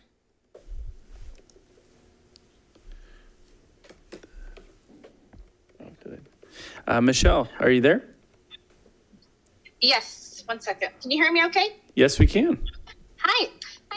I'm Michelle Mays, kindergarten teacher at Mancini Ranch Elementary, and I've been in the district for 19 years and several years in the primary grades, many years in kindergarten, and I've taught AM PM, the SLIT model, and I am open for, I just want students to be successful and keep things positive, and I do understand the hardships of different schedules, so I can totally understand and relate with parents. So I just bring a couple little, factors or things to think about when making a decision. With the early and late, I do feel very rushed as a teacher trying to get through everything, and there really isn't enough time. So I just choose the best of the best. So yeah, the social emotional learning. Of course, we make time for play. So I do see that we would want to make sure we're continuing to teach developmentally to all our students, even if we did go with the all-day model. But that does also require extra funding for hands-on centers. And luckily, I've been in the district long enough, and I've pulled in a lot of my own money to buy resources. But teaching kindergarten does cost additional money. So you'd want to kind of look into helping teachers who don't, or sites that don't have kitchens, playhouses, hands-on centers, all of those things that do not come with our general curriculum that we have to pay out of our pocket. I can tell you my husband has seen many thousands of dollars out of our paycheck going towards that. So that's just something to consider. Also, I didn't hear in the slideshow for the cost of yard duties. So that cost would probably go up because right now we do watch our own students during recess, but you would have to have yard duty coverage. And as far as the ratio, I would hope that there could be a hard cap in kindergarten through third grades to benefit all of us. It's getting difficult, and keeping our class sizes smaller would be wonderful. I couldn't see myself teaching. It could go up to 28 kids if we had our average rule going in there. So a hard cap of 20 would be awesome. And then another thing to consider is just the whole equity factor. If you had some schools start all-day kindergarten and some sites with AM, PM may not be equitable for some students and even teachers, I would have to say. So I wonder if we should just wait to, if you're going to throw that in, I don't know about doing the whole, progression into that, just something to consider. Also, my son is in the rescue district, and he does do kindergarten, and they did a 6-week transition to where they did half-day model to get the students, teachers accustomed to kindergarten, and then they transitioned to the all-day. So something to consider that maybe we would kind of roll it out. And let's see, I think overall, just keeping things positive, and I don't want to rush. These are still 5-year-old. Sorry, we had to cut you off there. We appreciate your comments. Do we have any other comments? Oh, Mr. Yes. Yep. Yes, Rob Thomas, community member. Just wanted to say I don't think we want the perfect to be the enemy of the good. I think we have an opportunity here to do a lot of good for a lot of kids. So I hope we can do something. Thank you. Thank you. All right, we are going to now move to board comments. We will start with Ms. Gow.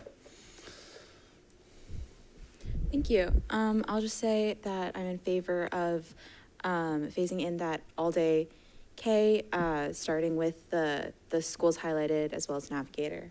Thank you. Thank you. Mr. Short.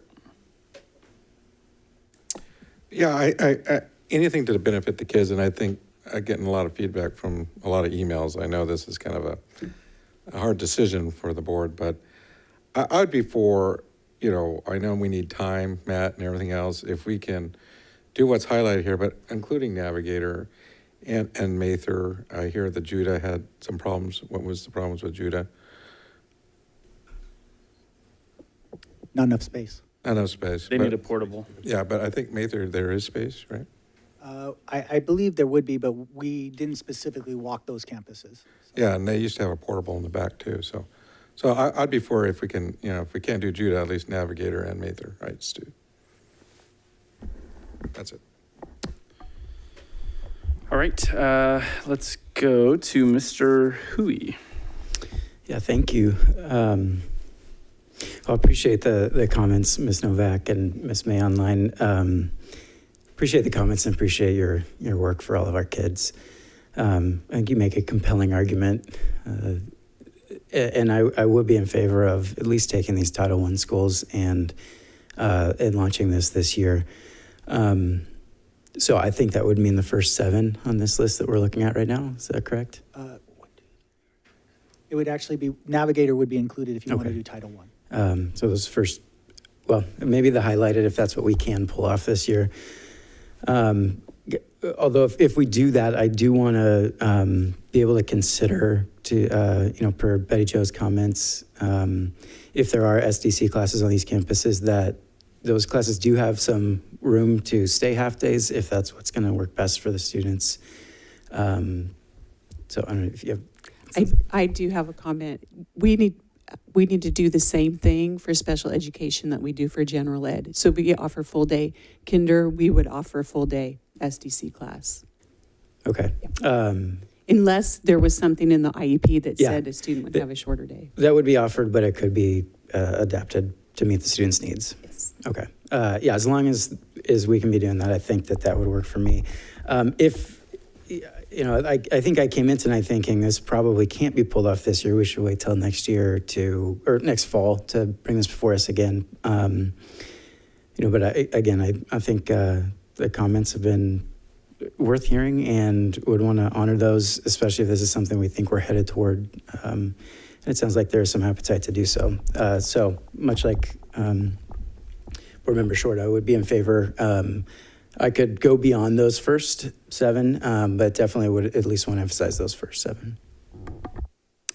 Thank you, Mr. Hui. Mr. Clark. Thank you, Mr. Hoover. Just looking at that, and we're talking about bringing in additional staff to kind of support these teachers. We're having a hard time getting staff now, are we not?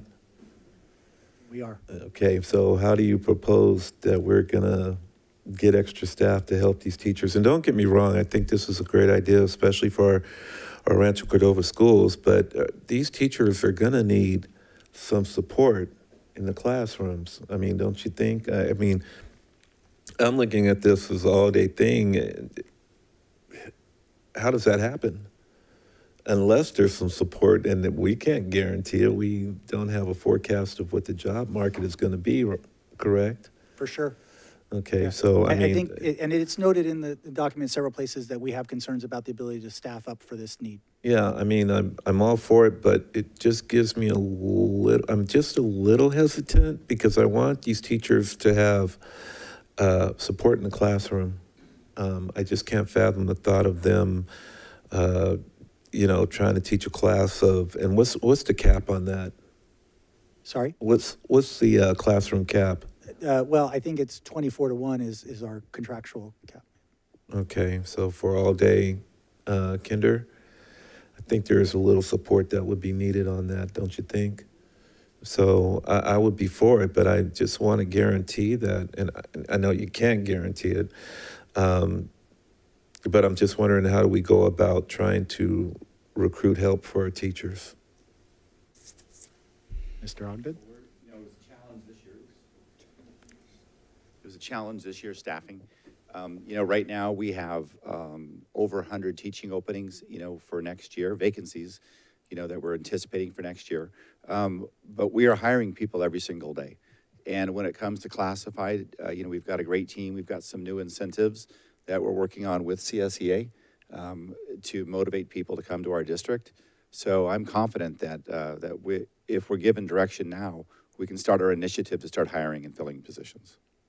Okay, so this would initially start at the beginning of the school year with these schools, but we still don't have a guarantee that we might get the support that the teachers need. But even without this initiative, we're working hard to staff schools every year.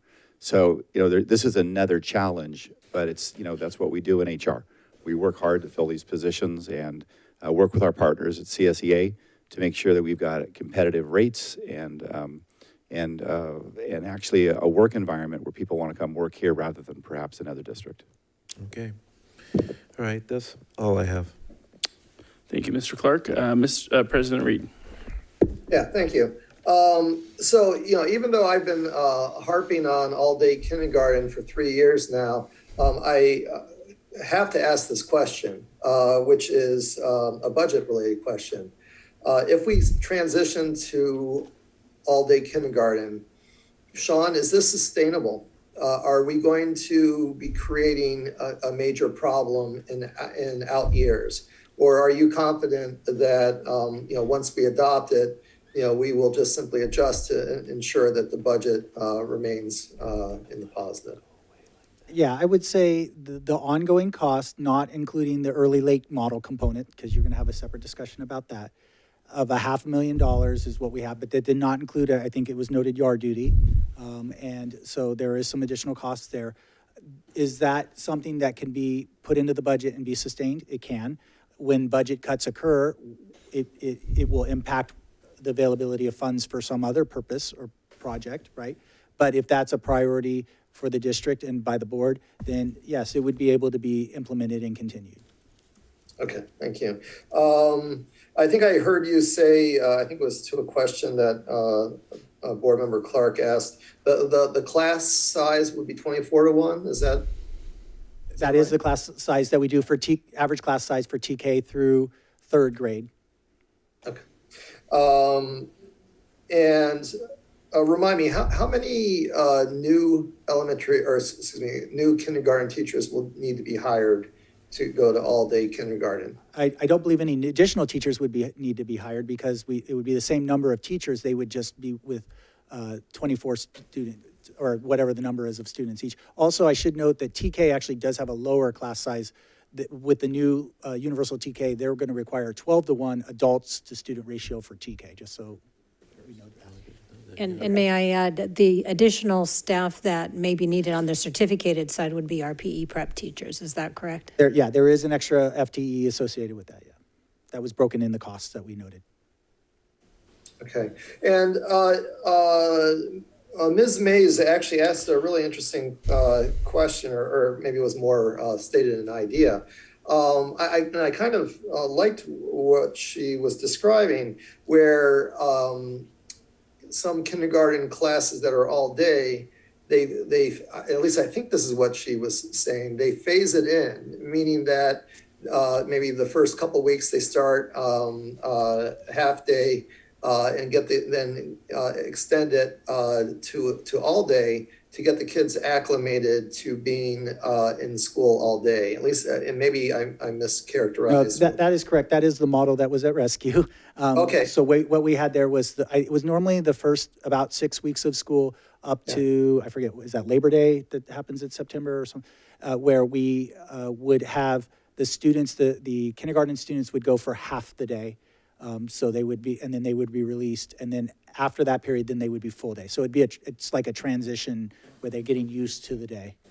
And they do that every year. They start that. Every year we do that, yes.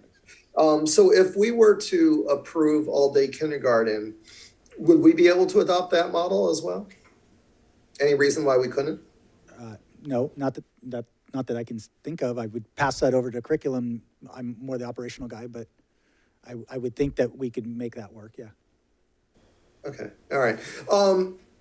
As to which schools, if we're going to approve going to all-day kindergarten in 2 phases, one starting this coming fall and the second group the following fall. The one thing that dawned on me is that, our January board strategic session where we really brainstormed, and we spent a lot of time focusing on Rancho Cordova because of equity issues, and specifically, test scores and lower numbers that were coming from that part of the district. This really does define equity, meaning that if we're going to start with one group of schools, I feel very passionate in saying it should be our Title I schools. It's our Title I schools that need help, and we should exclusively focus on our Title I schools to provide that extra lift to get them going in the right direction. Again, it's not anything against our non-Title I schools. Our non-Title I schools would follow up in the following year. But I think you come into an equity issue if hypothetically you pick 2 or 3 non-Title I schools, any of the schools that are listed there that are non-Title I, and then you're basically saying, you basically drew the lottery and you won, because, for the non-Title I schools, we will be treating the students unequitably. I mean, but for the neighborhood that you live in, you got something that your neighboring elementary school that's not a Title I school didn't get. I don't think that's very fair or equitable. And again, it's not to say that we're not going to get to them. We will get to them the following year. So from a pure equity standpoint, I would strongly recommend that we launch this program with our Title I schools, and then immediately the following August launch with our non-Title I schools. So that will mean that there are some schools in Rancho Cordova that will not have it in the first year. Mather Heights and Riverview STEM are not Title I schools, so they would not be identified in the first wave. But Navigator, which is not highlighted, is a Title I school, and so they would be identified. So it would essentially be the first 8 schools that are listed in that list if we went with Title I schools. But again, that was our whole mission, our whole goal, our whole brainstorming in our first meeting in January as what can we do to help our underperforming schools. And this aligns perfectly with what the board indicated was our stated intent in January. So those are my comments, and I know Mr. Hoover probably has some comments as well. I never have comments. I think I concur with Mr. Reed. I do believe that it's important that if we have to prioritize, if we can't do everyone this year, then we need to prioritize our Title I schools.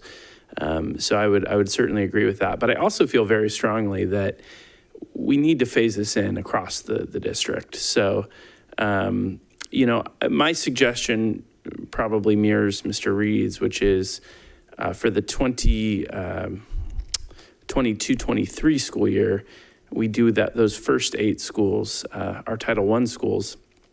And then by the following school year, we phase in the remaining schools. I think hopefully that gives our HR a little bit of a window to work on some things.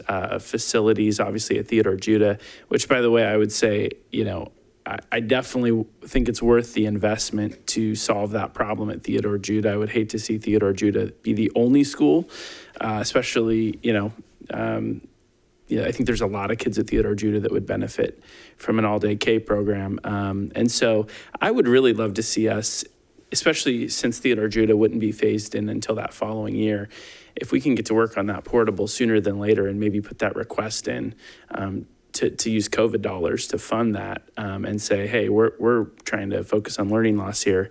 Let's get that answer back and see if we can use those funds to support that facility. But that's what my suggestion and kind of preference would be, I think, would be to phase in those top 8 this year and then phase in the rest the following year and offer it across the board.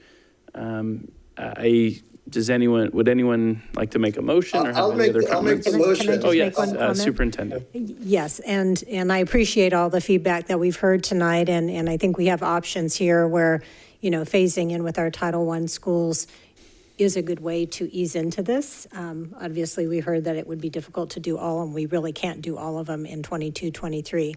The idea of maybe giving our students a slow phase in with a half day to start with and maybe working to that full day, that also has, it's an idea with a lot of merit, and I'd love to hear from our CNI team and our teachers at the grade level who will be teaching full day to get their feedback on what that would look like. So I think that's something we would entertain, but I would like to let our staff have some feedback into what that would look like, that easing into the full day. I think there's merit to that, but I'd love to hear their feedback on that. Yeah. So, what I would propose as the motion is that we move that all Title I schools in the Folsom Cordova district go to all-day kindergarten starting in the 22-23 school year, followed by all non-Title I schools in the 23-24 school year, if I did that correctly, yeah. And that at the administration's discretion, potentially allow for a phase-in for each school year, similar to how Rescue does it, where they phase in the full day program to get the kids acclimated to a full day. So that would be my motion. I'll second that. Does anyone have any comments or questions about the motion? I already seconded it. Seconded. Okay. Yep. Sorry. Go ahead, Sorry Mr. Clark. about that. I know there's been a motion and a second. I'm just still more concerned about the support that the teachers will get, and I'm going to trust that it's going to happen. So anyway, I just wanted to add that in, that I will be supporting it as well. And just to clarify, Mr. Reed, your motion, the staff would, I'm trying to better understand the staff discretion portion.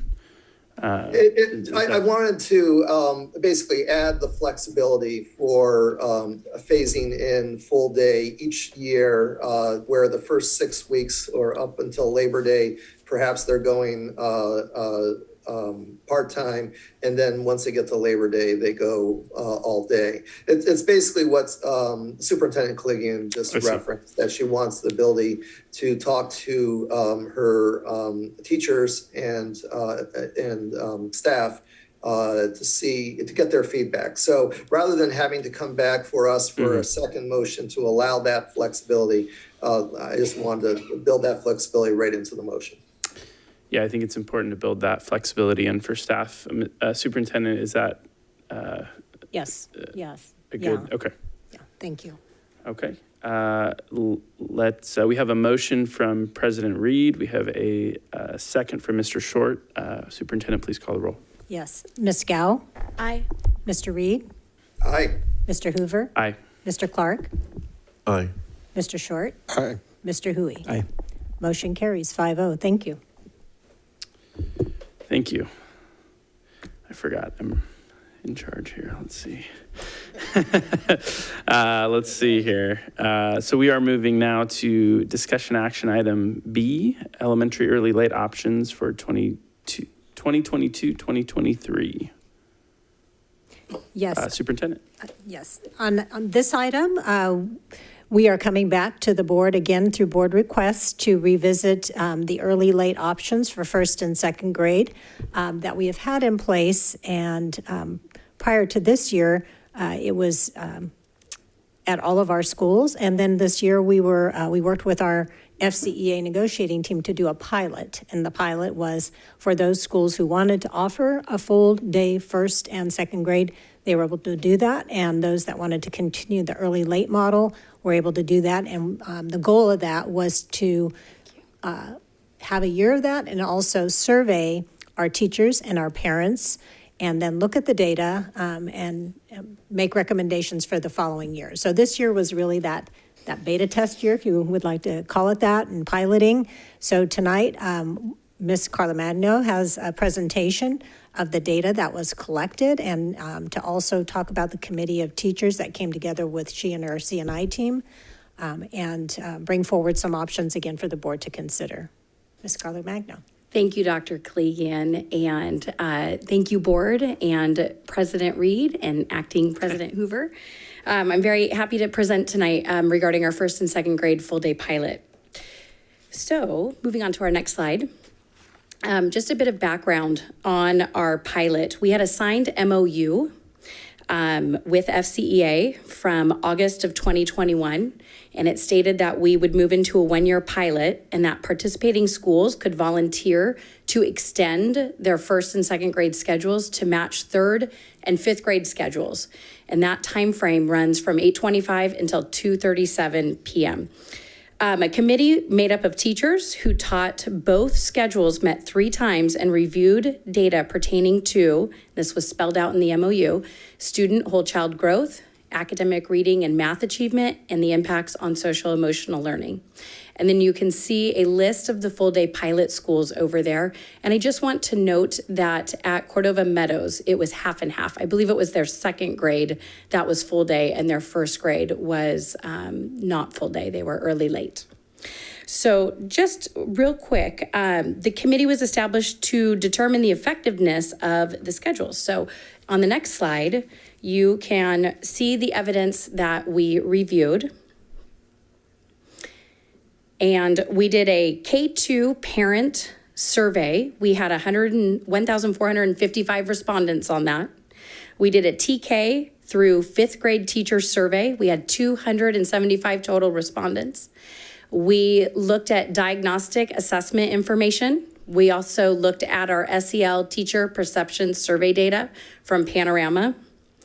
We also had special education teachers visit us and basically talk about the impacts. Betty Jo referenced some of those with our autism classes and our full day SDC classes earlier tonight. And then we looked at some educational research by John Hattie. He is one of the lead researchers in the field of education. And finally, we had a cost analysis, and this came out after our group had completed our meetings. Next slide, please. So this is a snapshot of the 2 different schedules for our first and second grade students. So with the full day pilot, the first and second grade student schedules matched with the third through fifth grade schedules of 8:25 to 2:37. This allows for 306 instructional minutes per day per student. With the traditional early late schedule, the first and second grade student schedules are either 8:25 until 1:52 or from 9:10 until 2:37. This allows for 45 minutes of instruction with half of your students in the morning and then 45 minutes of instruction with the other half of your students in the afternoon. Students receive 261 instructional minutes per day with this model. And if we look at that on a yearly basis on the next slide, so Ed Code has yearly requirements for instructional minutes. So right now, currently, Ed Code requires 50,400 instructional minutes for first and second grade students. And FCUSD currently offers, in a traditional early late schedule, 46,788 instructional minutes. So My office audited, because I had a feeling I might have some questions from the board. So my office audited all of the districts in Sacramento County, and FCUSD is currently the only school district to offer less than the 50,400 minutes. So our next slide, we're gonna jump into our parent survey results.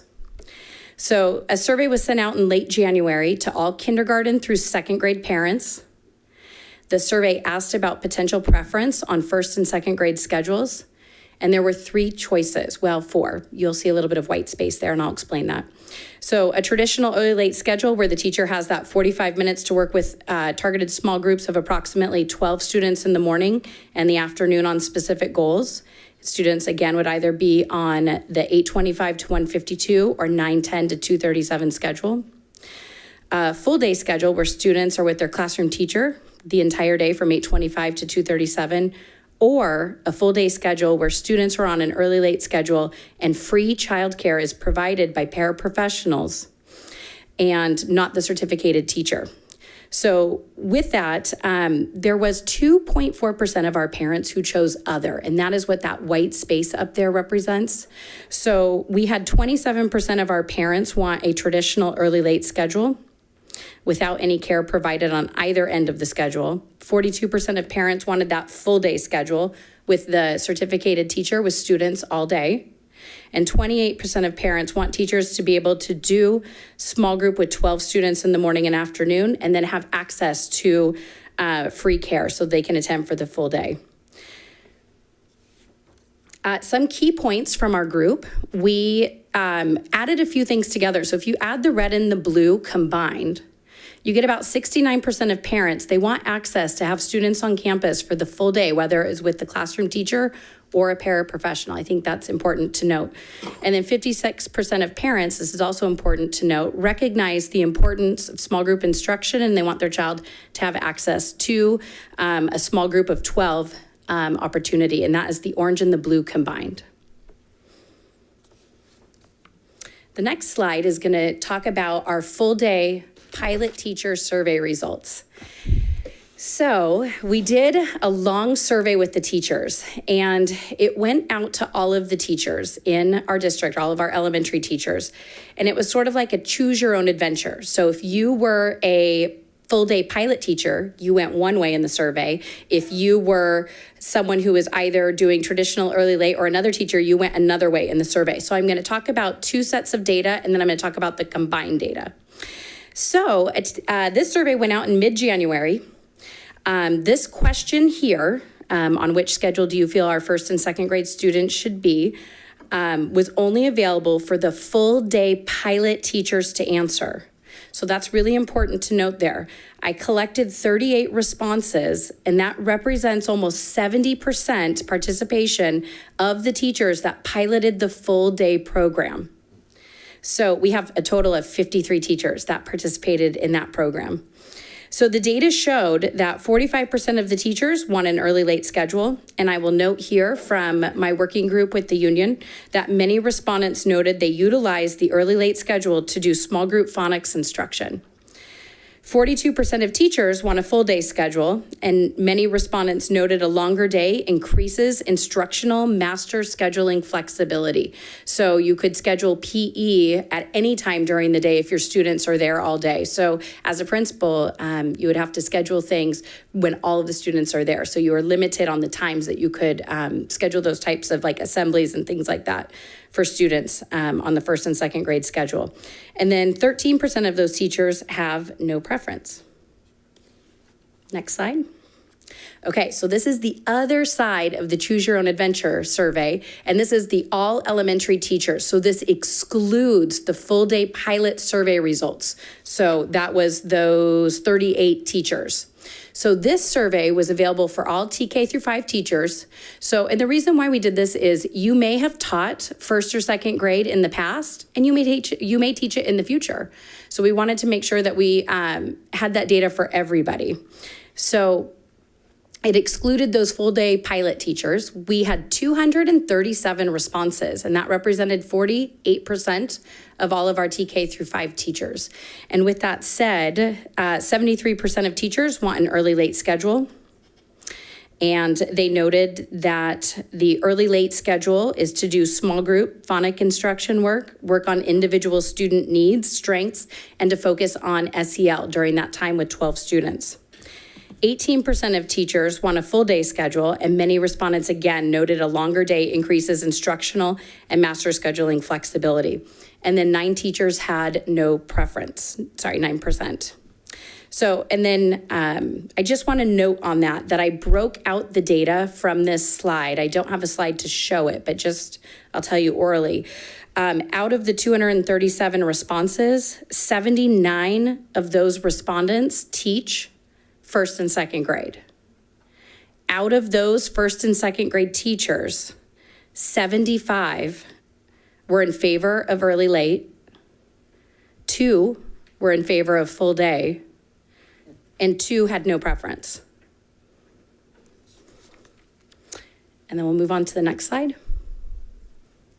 So this is the combined teacher results. So that's all of the full day pilot teachers and all of the TK through 5 teachers. So for a total of 275, 69% of them reported that they would like to keep early late scheduling.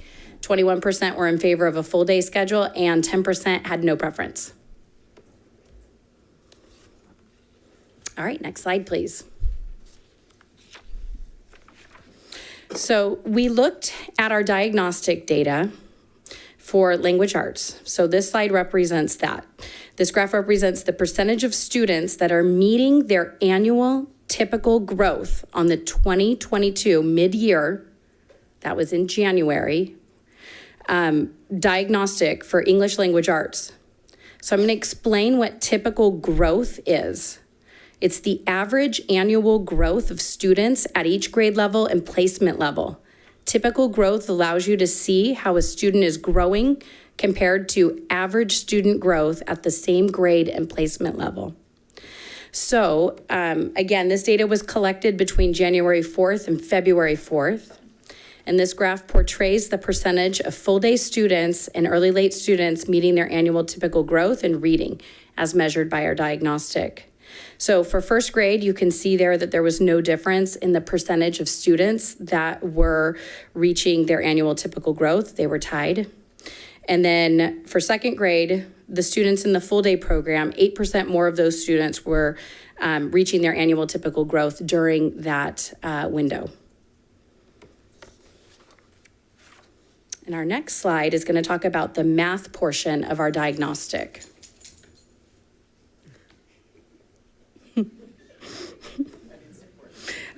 This data was also collected between January 4th and February 4th, and this graph portrays the percentage of full day students and early late students meeting their annual typical growth in math and as measured by our diagnostic. So for first grade, you can see a bit of difference there. We have 35% of our early late students that have met their annual typical growth, and 31% of our full day students. And then for second grade, 33% and 27% for early late. So just something to note on the next slide.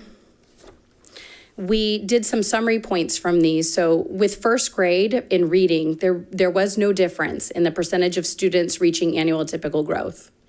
In second grade, the full day program students that we looked at outperformed their early late peers, and 8% more students reached their annual typical growth. And then in math, for first grade, 4% more students reached their annual typical growth in the early late program, and for second grade, 6% more reached their annual typical growth in that full day program. Next up is the SEL Teacher Perception Survey. So I'm going to take a minute to explain a little bit about this. So the first and second grade teachers administered an SEL Teacher Perception Survey in October and in February.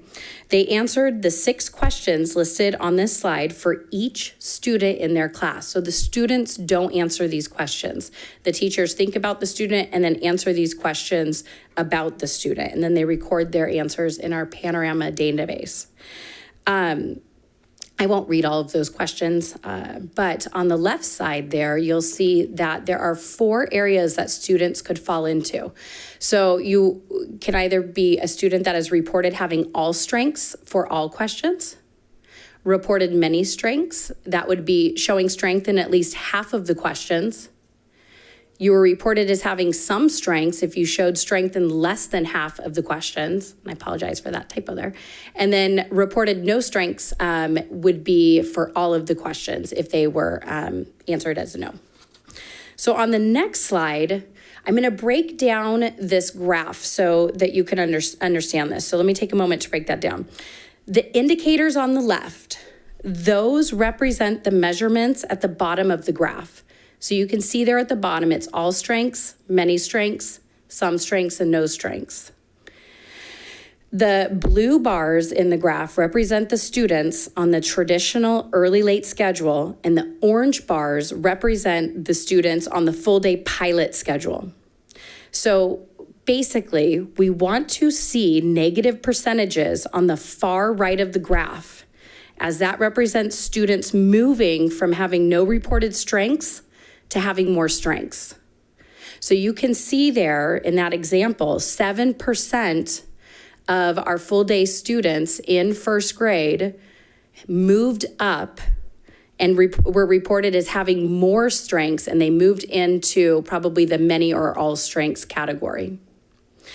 So this comparison between the first grade students on the early late schedule and the full day schedule, teachers that were in the MOU group, I do need to note that they were concerned about this data because it was teacher perception data.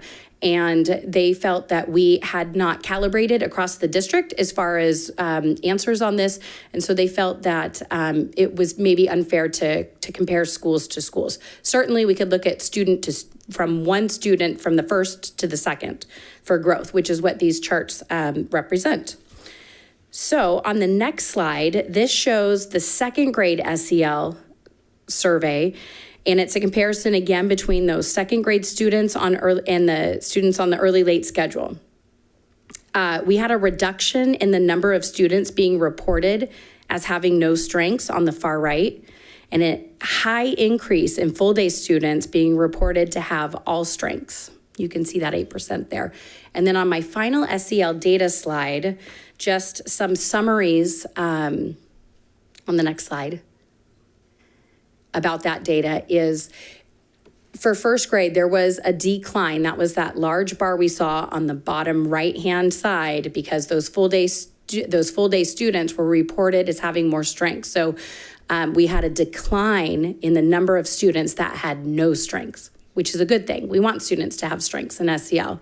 And then 2% more students demonstrated all or many strengths in the early late program. And then for second grade, there was a 2% decline in students demonstrating no strengths in the early late program, and 7.5% more students demonstrating all strengths in the full day program. Next slide, please.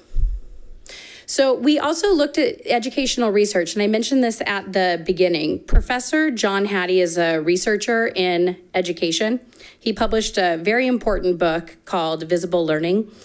The Visible Learning research synthesizes findings from over 1,600 meta-analyses of 95,000 plus studies involving 300 million students, and he formed a list of what works best in education. So in a meta-analysis, the gold standard for this kind of data and research is a 0.04 effect size and above, and this represents a preponderance of evidence that is statistically significant. So small group instruction, which is not synonymous with early late, because you can also achieve small group instruction with a full class of students. I just want to be aware of that, is a 0.47 effect size. So it has a potential to accelerate student learning if it's done correctly. We have lots of talented teachers out there that do a lot of great work every day with our small group learning. Next slide, please. All right, so we offered for our students that were on the traditional early late schedule, we offered BASE, the before and after school care program, to those families so that parents wouldn't have multiple pickup times. So this is a cost analysis. And on the left, you can see projected enrollment for kinder, first grade, and second grade.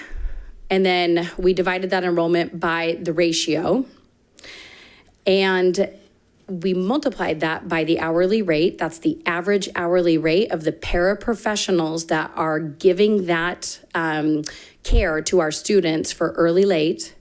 And then we multiplied that by 193 days. You may be thinking to yourself, we don't have 193 days in our school calendar. And it is because 13 of those days our folks are paid for the days that we have off during the school year. So down at the bottom, you can see where we are with costs. So kindergarten, first grade, and second grade. So a total yearly cost for all sites for just first and second grade would be about $710,000. That represents about almost $34,000 per site. And then if we included kindergarten, the cost would be roughly $1 million to service the care for those students. And then the last slide is our options and points for consideration. So option 1 would be to continue the original early late schedule for first and second grade students. And the points of consideration are FCUSD students will have 45 minutes less instructional time when compared with surrounding districts who have first and second attend for the full school day. This also may be a consideration for kindergarten schedules, as Mr. Martin earlier spoke about. Parents would not have access to care for the full day with this program, and they would be impacted with multiple pickup and drop-off times. Option 2 would be to continue with the early late schedule for first and second grade students and provide BASE with paraprofessionals. The considerations for that it impacts facility space, classroom, and other large spaces. So principals are trying to find places to care for those students on campus. So this may be also a consideration for kindergarten schedules, and there's an added cost with option 2. And then option 3 is all first and second grade students attend school for the full day from 8:25 until 2:37. And then teachers would not have 45 minutes of dedicated small group instruction with 12 students with that option. And that concludes my presentation. Thank you.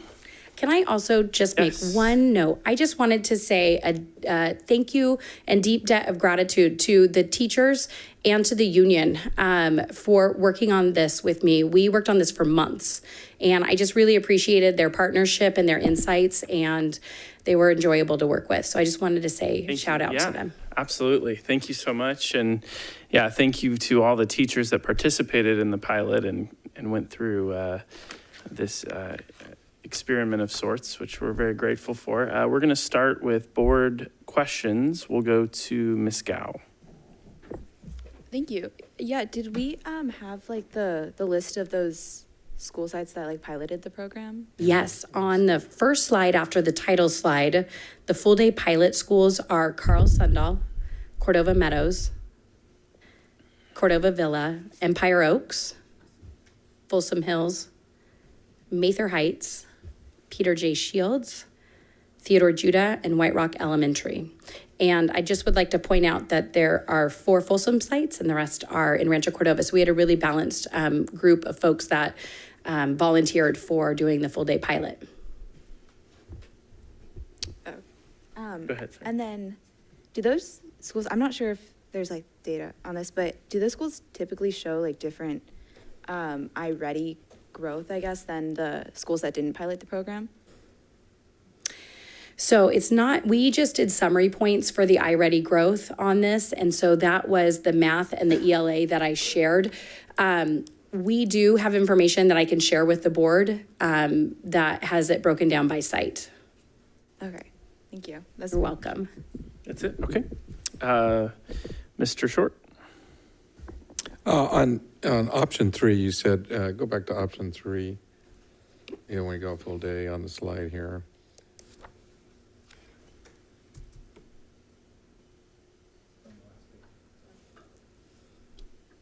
It was the last slide, I think.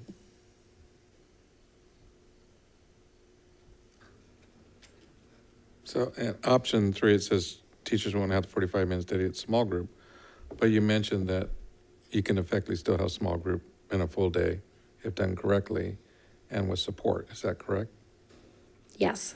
Okay, so I just didn't see that bullet point there. So of the sites doing pilot school sites, where during the course of the pilot, did we go in there and actually have ongoing feedback with them and support and gathering data as more of an evolutionary process of feedback, or was this just a snapshot at the end of the Well, I would say that, we did the surveys mid-year in January, and we looked at the diagnostic data from the beginning of the year. So we do have data that spans the entire time.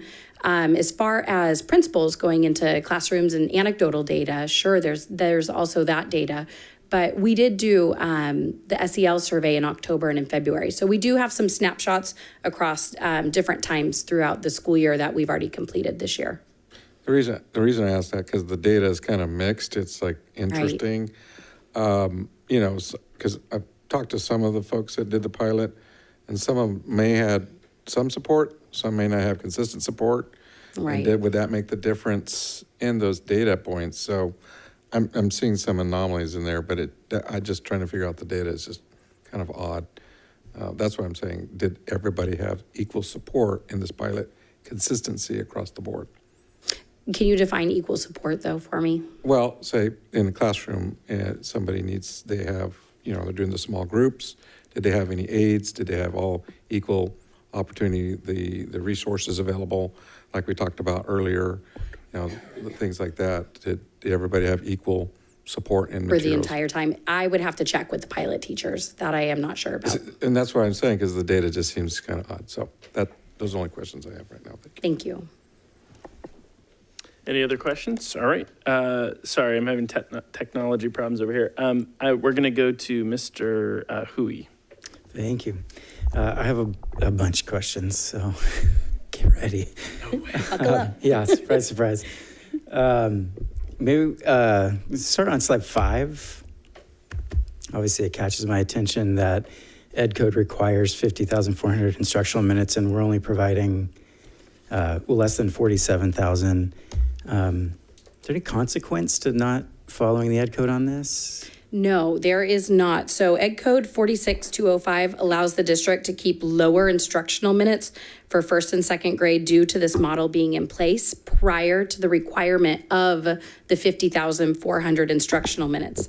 So this exception has been in place since the early 1980s, and the district auditor is the oversight authority for ensuring we meet the minimum number of instructional minutes per grade level. So if the district did eliminate the early-late model, then all the first and second grade classes would be required to meet the 50,400 minute requirement going forward. Okay. So it's kind of funny. I mean, we don't have to meet those minutes because we weren't meeting them when they changed the regulation. Makes a lot of sense. Just to clarify too, the schools that have been part of the pilot program, are they allowed to move backwards to less minutes now that they've been bumped up to the proper amount of minutes? Yes. Okay, thank you. If slides 7 and 8, these are the slides showing both the pilot program as well as the K through 5 teachers district-wide.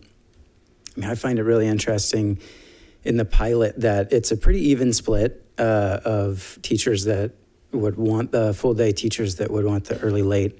If we move on to that next slide, certainly not an even split. I don't know if we had that information prior to the pilot, if the teachers were split the same way. Right. How do you make sense of those numbers being so different?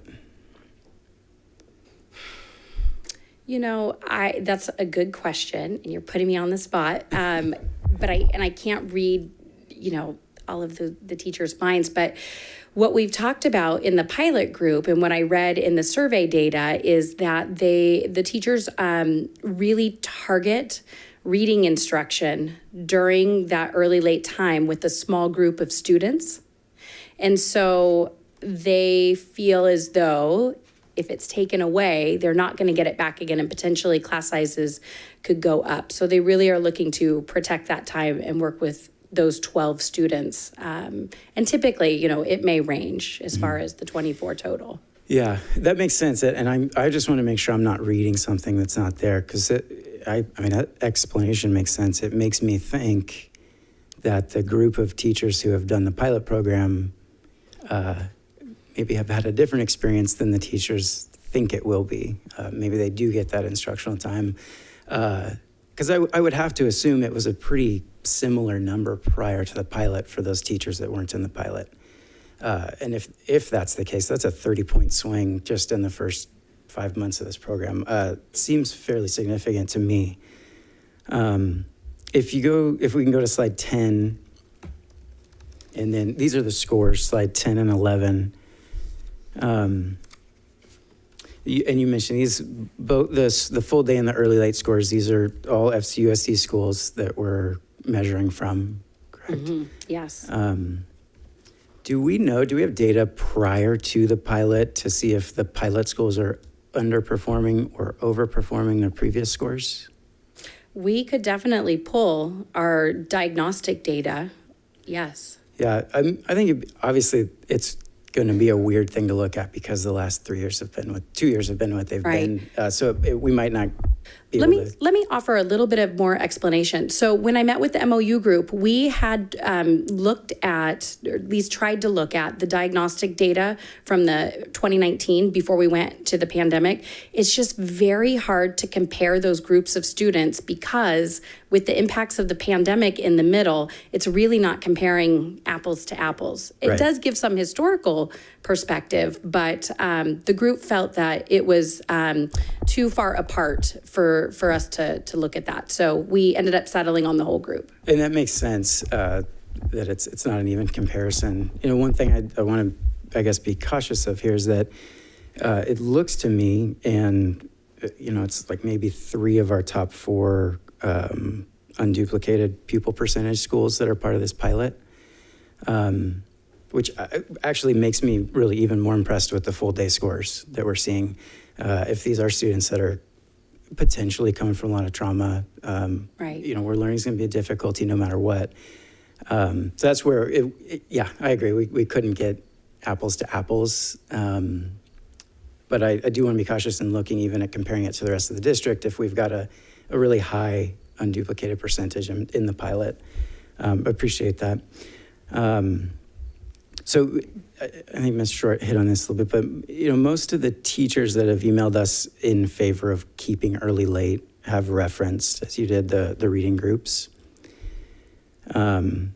Slides 10 and 11 show that first grade math is the only area that the pilot schools underperformed the non-pilot schools. How do we make sense of that? So let's look here. I'm sorry, can you repeat that one more time? Sure. Because I wasn't looking at the slide when you said That's fine. So from what I'm seeing on slides 10 and 11, the pilot schools were either equal to or overperformed compared to the non-pilot schools in every area except for first grade math. It surprised me after the emails that I'm sure most of this board's received these last couple of weeks from a lot of first and second grade teachers that are really concerned about that reading time. So I'm trying to make sense of that concern, but also these numbers. Right. Are you asking if during the early late time that teachers are doing math instruction? No, I'm just, I'm trying to figure out in my own mind, it seems like the most important thing to the teachers that want to keep really late is keeping the reading instruction time. Yes. But reading in first grade was even, in second grade overperformed. Right. Math is the only thing in first grade only that underperformed. Right. You know, I have to say overall in our data, math has been an area where we have an opportunity for growth. And so reading has been an area in which we've been performing better historically. So math next year is a focus for the curriculum and instruction department. We have an adoption on the horizon. And so we're going to dig deep into our math standards and really hone in on providing opportunities for students to get up to speed with math. So you're right. The data it does swing a little bit different here and there for those different groups of students on there. Okay. I'm curious in general, I don't know if you know this. I mean, are reading scores at FCUSD similar to other similar districts in California that have a full day model? I have not looked at that data. Okay, slides 14 and 15, I'm almost there. No problem. This is the SEL Yes. data that we collect. I appreciate you getting that. It's another tricky year to be collecting SEL data in general, so thanks for your work on that. I am curious, again, do we have any historical data of this SEL teacher perception survey to compare with the same school's past performance? Right, that's a great question, and that one I can easily answer. And this was the first year that we implemented this survey, so Right. this is our baseline year. Perfect. And then slide 17. This is, again, the small group instruction that is the thing. It has come up quite a bit. Are the pilot schools providing small group instruction? Yeah, I would say yes, absolutely. So within the course of a school day, an elementary school teacher will provide all types of small group instruction throughout the day. So they may meet with language learners and do designated ELD groups. There's many opportunities throughout the school day for teachers to do small group instruction. So obviously it would look different than it does in the early late, where you have that 45 minutes of dedicated time. But that is, small group instruction is something that's happening, I think, to Of Mr. course, Schwartz's yes, point as well. absolutely. Okay, I got one more. This one's for Mr. Martin. On slide 18, I'm not seeing it here. I just want to clarify. It looks like there's no cost associated with moving to all of our schools to a full day. So just a couple things on that slide. The 10-to-1 ratio on kindergarten should say 20-to-1. It should be, because the costs are the same there. I just want to recognize that should have been corrected. And I'm sorry, the question was specifically is, would there be additional costs? Correct. Going to an all-day versus the early late would not create additional cost. It would create savings in relationship to the base piece. Okay, thank you. Thank you for your patience. Oh, you're welcome. Thank you, Mr. Hui. We're going to go to Mr. Clark. Make sure that this is right. Great presentation, Angie. Thank you. I just had a question about the yearly instructional minute requirements. Ed Code is requiring 50,400 and FCUSD is currently offering 46. How come we're not up there as close as we can to get to Ed Code? Why are we under?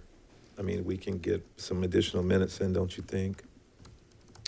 You know, we've had a long-standing tradition in our district of offering early, late instruction. Mm-hmm.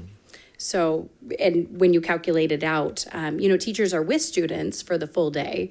Okay. But, with that schedule, those students, they miss 45 minutes of instruction that their peers in surrounding districts would receive. Gotcha. And then the other, I'm pretty sure I'll have more questions later. I see you did the parent survey, full day. I was very pleased with the turnout of the parent survey. To get almost 1,500 responses was quite, made me very happy that we had quite a good response on that. Well, I'm kind of curious. What are the thoughts of the principals at these sites? Any feedback from them? Asking our principals, I think their desire is to meet the Ed Code requirements and have the students with their teachers the full day. So I would say that is what they would prefer. All right, thank you. That's where I was going with that. Okay, that's all I have for right now. Thank you, Mr. Clark. President Reed. Yeah, actually, a couple of my questions were asked. I'm just kind of curious. So we're having 45 minutes shorter instruction per day. And that equates to roughly, give or take, 3,700 fewer minutes in our district that we are providing to first and second graders compared to the rest of the districts in the state. How many days, just out of curiosity, maybe you haven't done this calculation, but how many days of less instruction does that 3,700 minutes equate to? I believe it is 10 days. Am I correct, Mr. Martin? Yes. 14? Yeah. So we actually, since the 1980s, have been shortchanging our first and second grade students by 10 days of education? Is that right? The crowd is saying 14. 14. Oh, not in the right direction. Okay, 14 days. All right. Let's see. That's just very surprising. Okay. Let's see. All right. So here's an interesting question. Is it fair to say that now that we're moving to all-day kindergarten, that students are likely to be more prepared for first grade? I would imagine if you are providing more instructional time for students that they would have an advantage, yes. So hypothetically, by providing all-day kindergarten, the argument potentially for AM, PM is lessened because the students that are coming in are more prepared for grade level or above grade level. Is that fair? Yes, I was thinking that during Mr. Martin's presentation. Okay. Yeah, those are my only questions. Thank you. All right. Thank you. All right. So I guess that's me. So I just have a few. I might have more later, but how many days have they lost since 1980? I'm not going to make you do that. But it is an interesting question. I think my serious question is, are there any other areas where our district does not currently meet the state required instructional minutes in our programs? No. Okay. And I think just to tail off that, if I may, I understand that we, have this exemption for some reason that I'm still kind of a mystery to me. So I'd love to maybe get more information, not tonight, but in the future on maybe the history of that exemption. Obviously, we were grandfathered in at some point. I don't know who was responsible for that, if it was the county or the state or what, but I would love if we have some history on that. That'd be great follow-up. I can speak to that to a certain degree. Yeah, sure. So the way it worked was, yes, if you were prior to that time, you had a program. The idea was that the state, when it implemented instructional minutes, they didn't want to have a school or a district that had a program that was working great to implement the minute requirement. This program has been, I won't lie, Ms. Wessinger shared that she was in the early late program when she was in this district. So it's been for at least 5 years, 10 years maybe.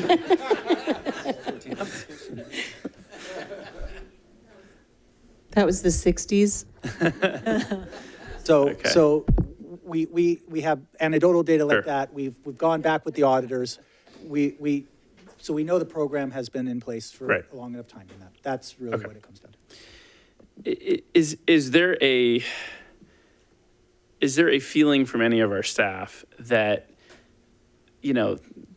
I know we have the exemption and we can do it this way, and there are benefits to early late, of course, but is there a feeling that this, that we should be shorting these minutes? I mean, it seems like I think the board was probably completely unaware of this. I know I was unaware of this until this discussion came up.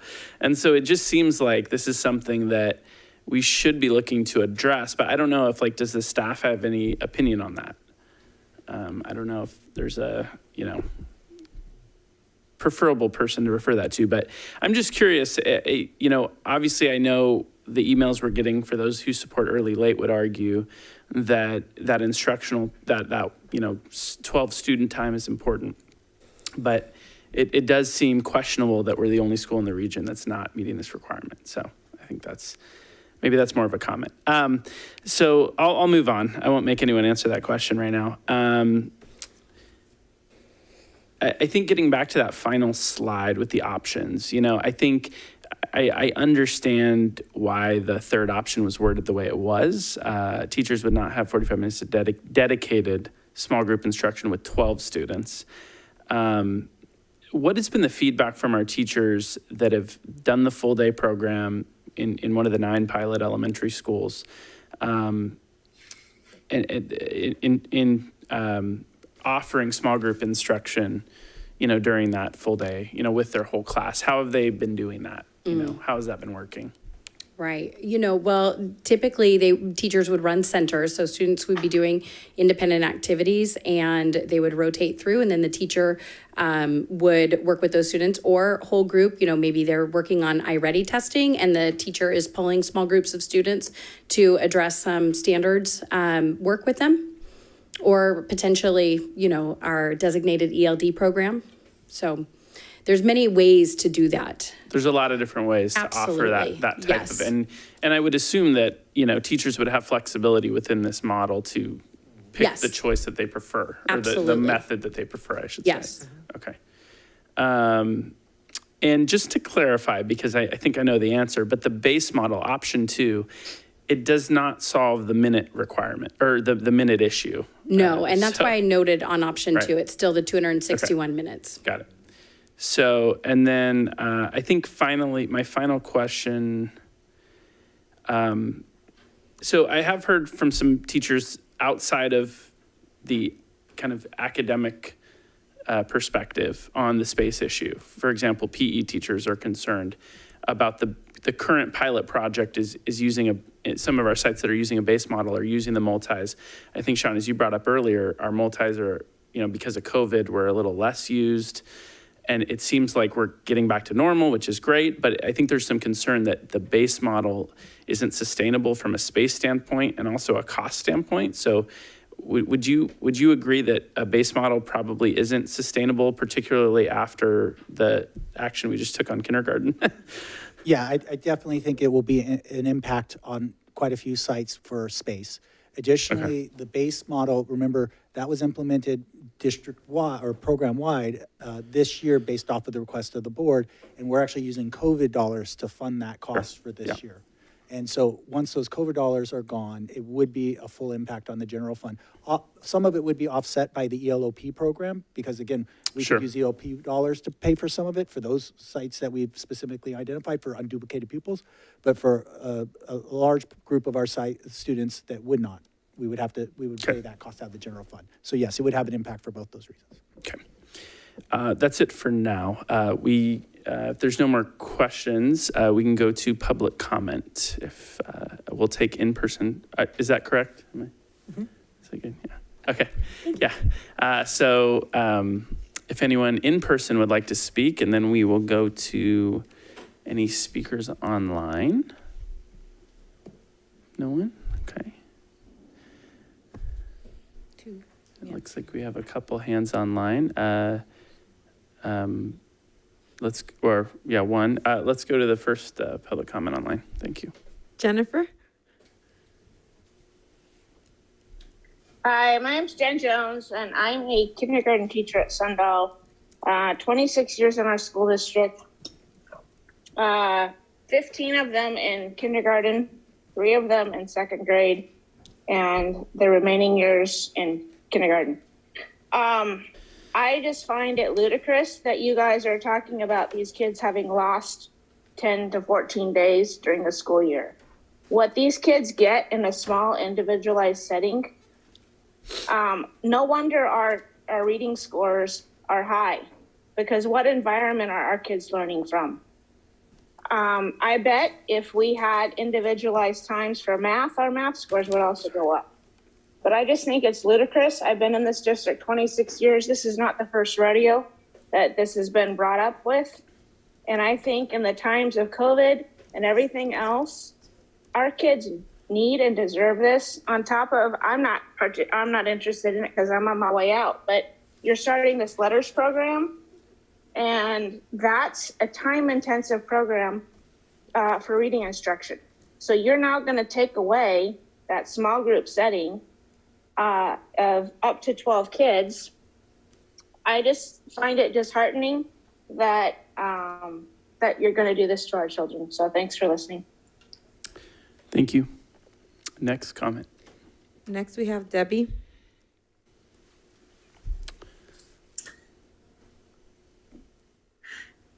Can you hear me? Yes, we can. Good evening, Dr. Clegan, President Reed, and the school board. I just have to say, in response to the minutes and everything that's going on, I hope that you read the letter that Christina Cook wrote to all of you. It really has the research from John Hattie dialed in. He has taken the work from several thousand studies, compiled it together, and really shows the benefit of the small groups and what it does. And I think the question that you need to ask is, looking at our test scores over the years compared to the surrounding districts, we're among the highest in overall test scores. And our kids are doing the early late. So I think that proves success in itself, in the fact that, you know, our kids are doing something that's been beneficial for them. And I think 1 month's worth of data is not something that we should go on. The other thing is I was in third grade when we lost early late at teaching it in this district.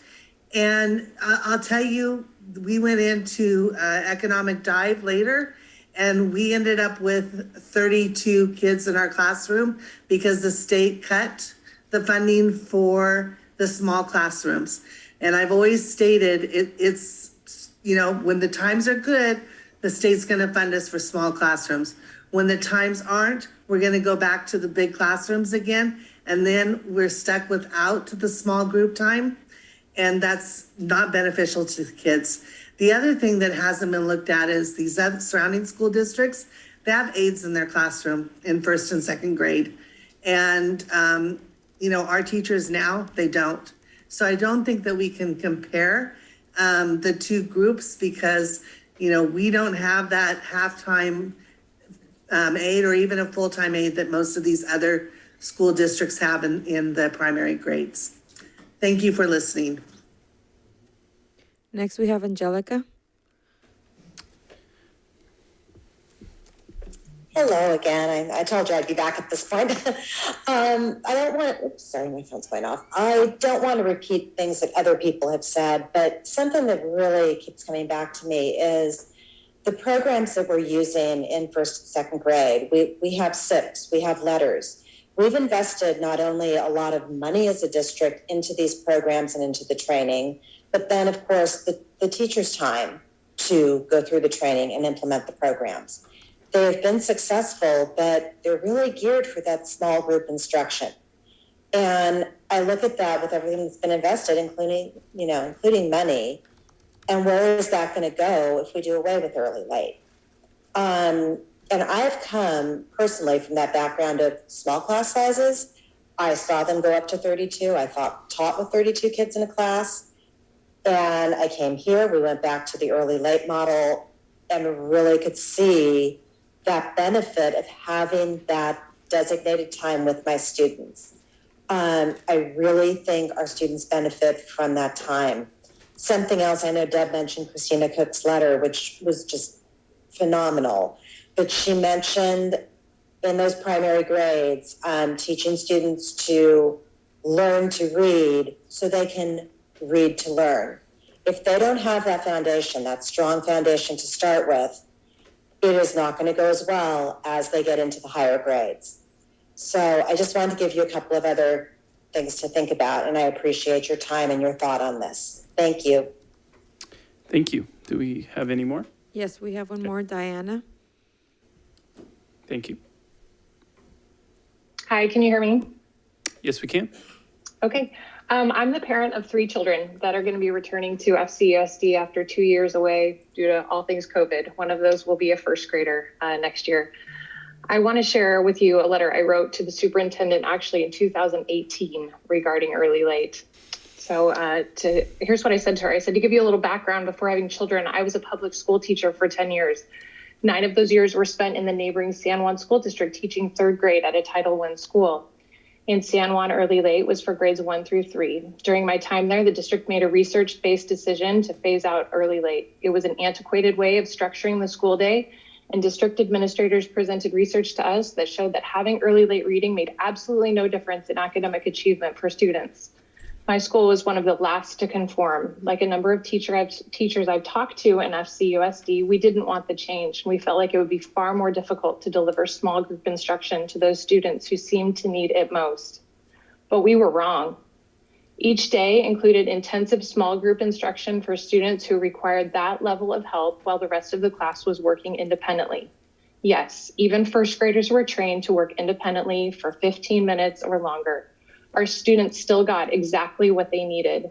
Overall, the school day was longer, but it allowed for more time for meaningful, direct instruction for all students.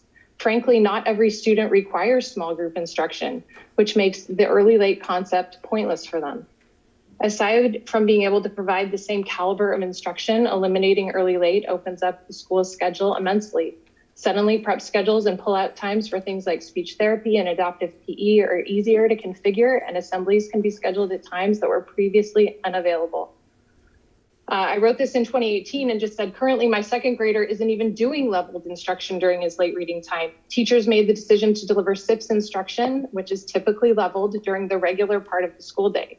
He takes assessments and receives grade level language arts instruction during late reading, often on Fridays.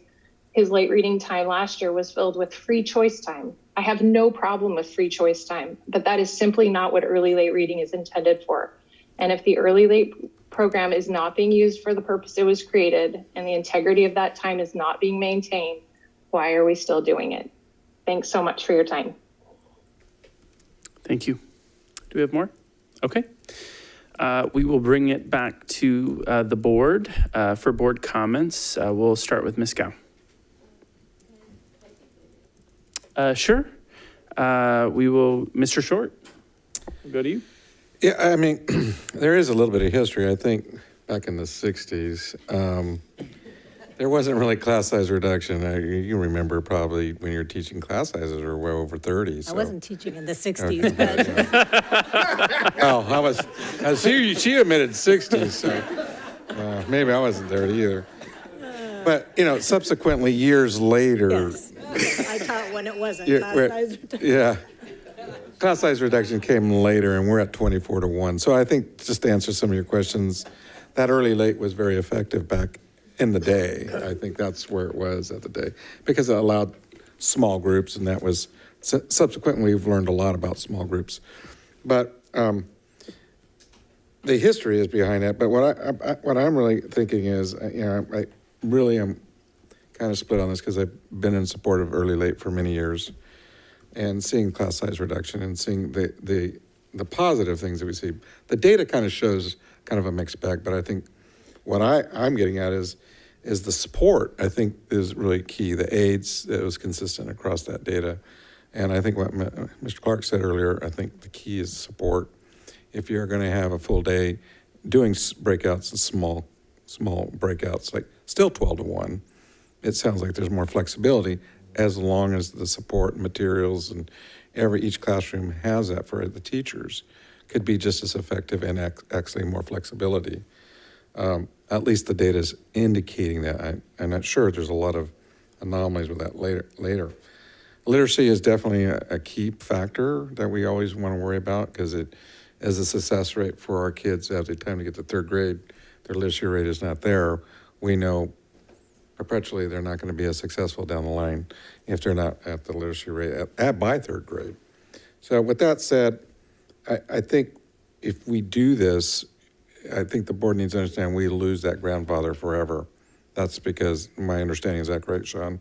If we do this, it's gone. So we can't turn around. So to be effective, I would be very, very in support of doing this if we do it right. If we still have the effective size that the study shows for our class sizes, and we have the support and the materials in the classroom, and we support our teachers to make them successful in that area, I'll be in support of going to this model.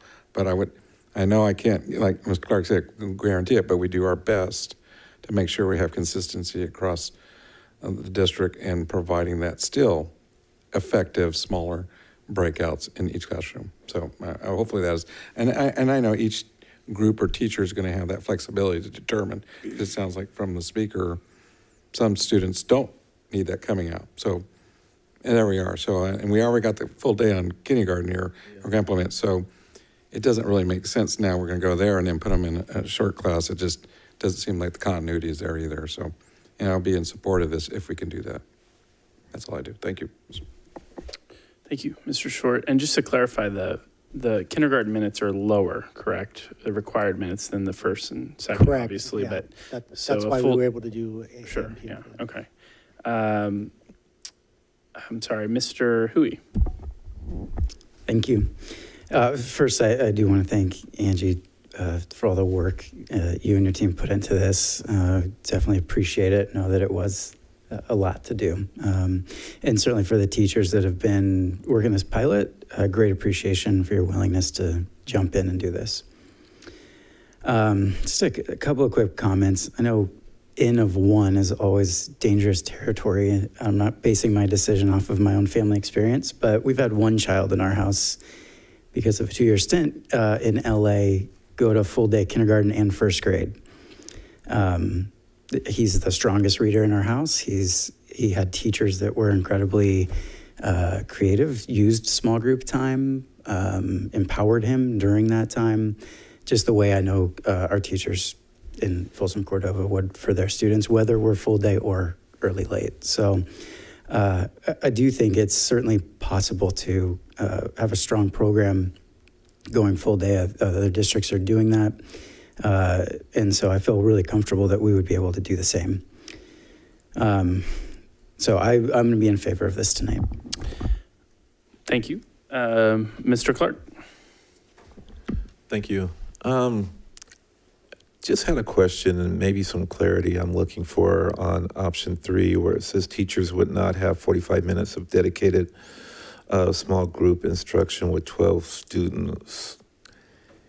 Is it because she or he would not have any support, any instructional aids? Is that the reason why?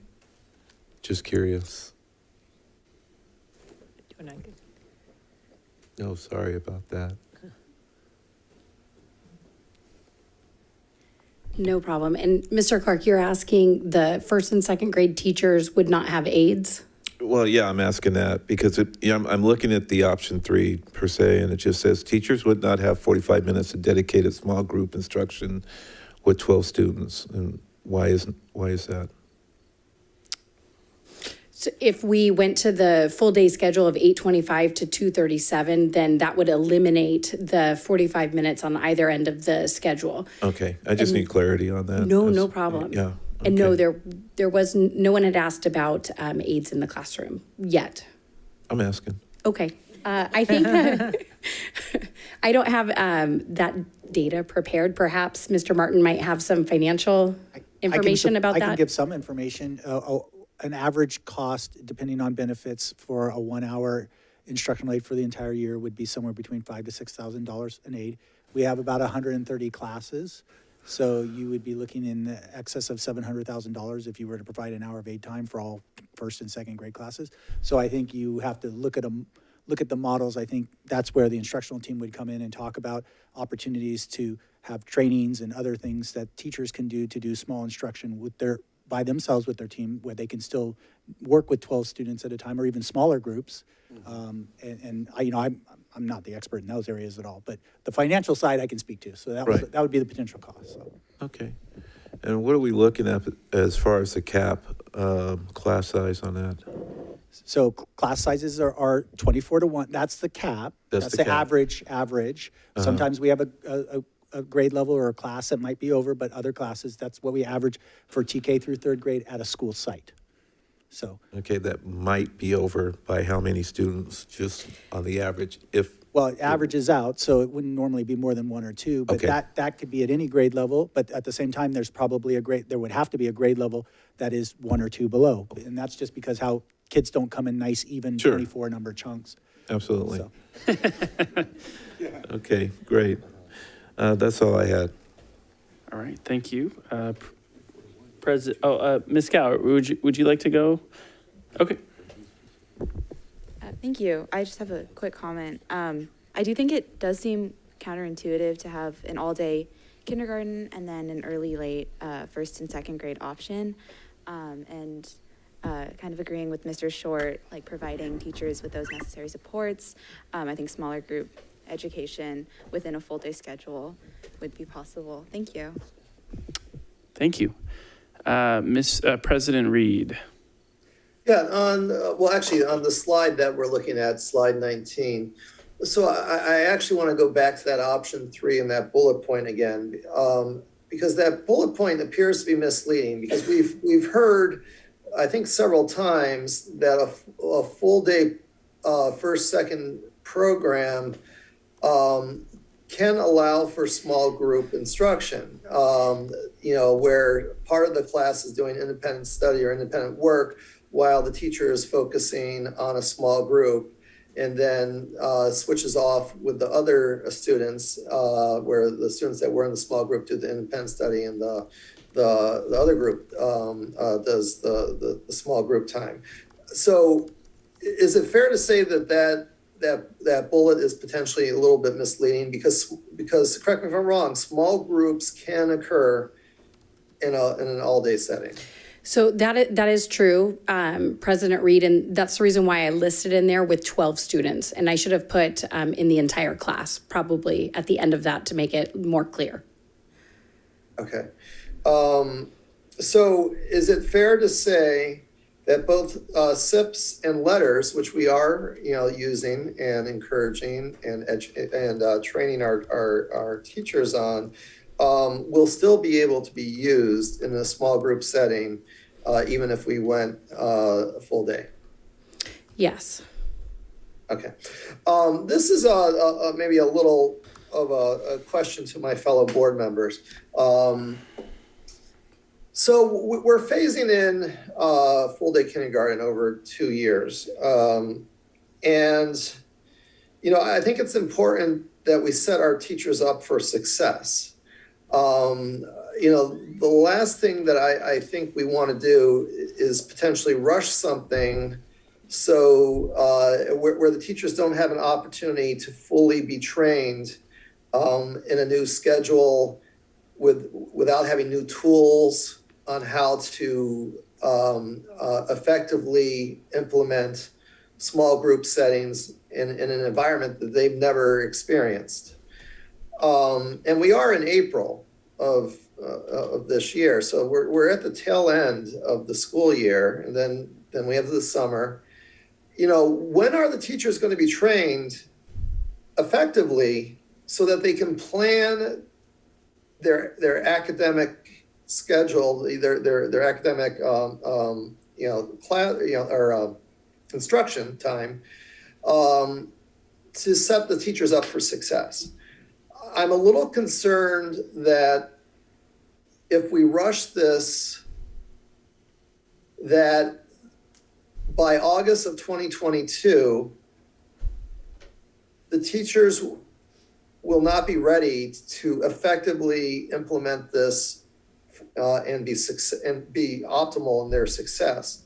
And by the way, I am fully supportive of switching over to a full day and eliminating AM, PM. But my only question is, would we potentially be more prudent in setting our teachers up for success if we say as of August 2023, we are going to a full day program and eliminating AM, PM, which then gives our teachers a full year of training opportunities and professional development for them to be able to successfully launch it and be successful for the students and also be successful for themselves professionally.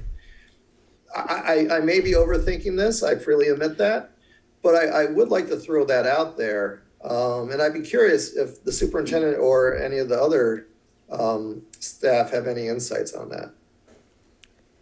Yeah, I'm also curious about the training that's already occurred, because I know teachers, the training is ongoing right now for letters, probably more intense for letters right now because it's a new program for our teacher and for our teachers in our district. And I know our CNI team are pretty immersed in training teachers. So if we look at the amount of time that we've spent, I'd probably have to defer back to Angie and Jim of what time we've already been spending in letters training and what was the expectation for professional development this next year, irregardless of the schedule, because I know we're in the process. So this year for letters training, we have a little over 200 teachers that are participating in that program, and they have been provided with release time, or if they're getting salary credit, Saturday PD. And our intent was to have 4 PDs this year. We did have to cancel one due to COVID, and we had to combine units 3 and 4 together. But yes, they have received training this year, about 200 teachers on letters. Mr. Reed, if I may, and then I'll yield the time back to you, but just an observation here is one, we did, add these PD days for, these purposes. But we actually put this pilot project in with, I think, less preparation time than we're planning now. We've also done a pilot for a year, which I realize not all teachers have participated in, but we have teachers that have at least 1 year experience that can share their experiences. And then the final observation I would say why I would not support that is for all those first grade families this year that had a full day calendar, you're now asking them to go back to an early, late schedule for second grade and then go back to third grade full time. I just don't think that year gap is beneficial for those first grade children. Fair point. So anyway, that was my only question or observation. If anybody else wants to chime in, but like I said, I am very supportive of making sure that our first and second graders have an additional 14 days of education that apparently they've been missing out on over the last 30 years.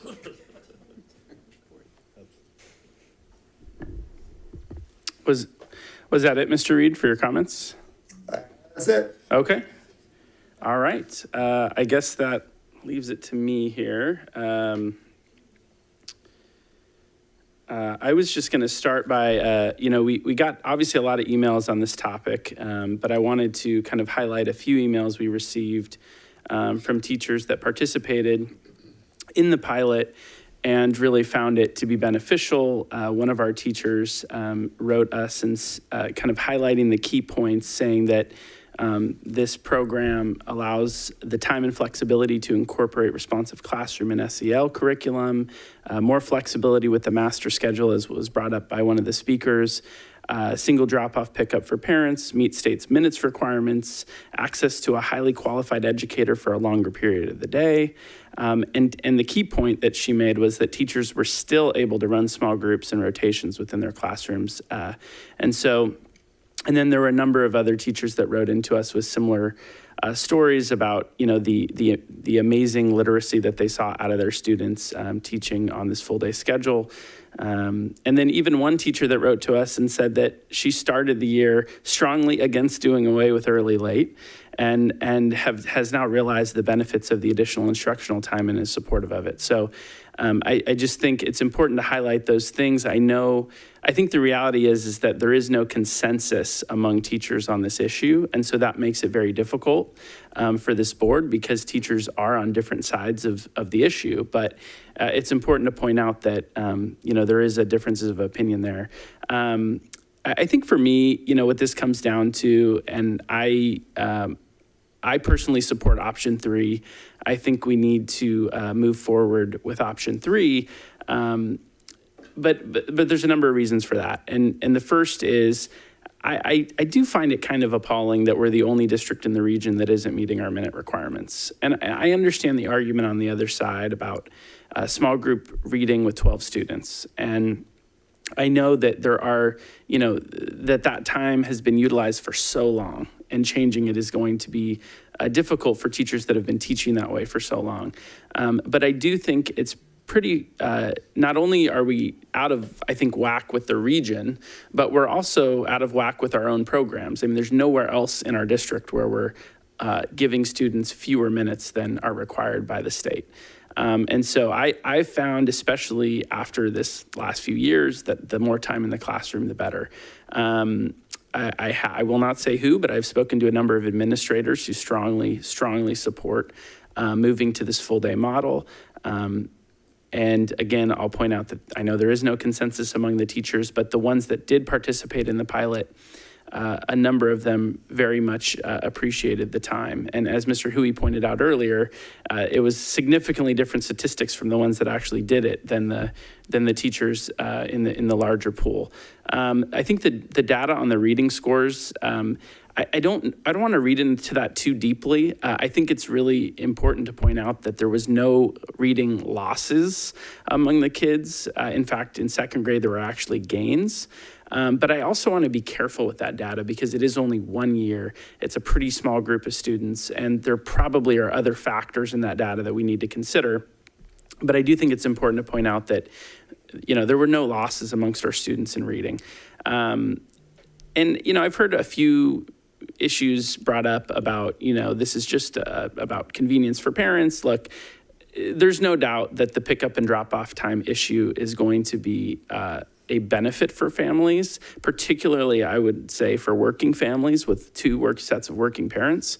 But I think that the pickup time convenience is a byproduct of this, not the focus of it.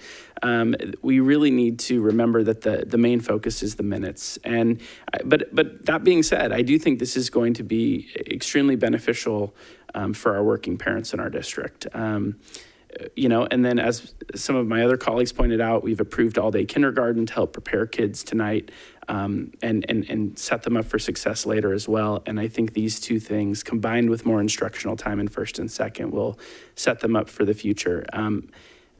I will just share from a personal standpoint that because of some weird,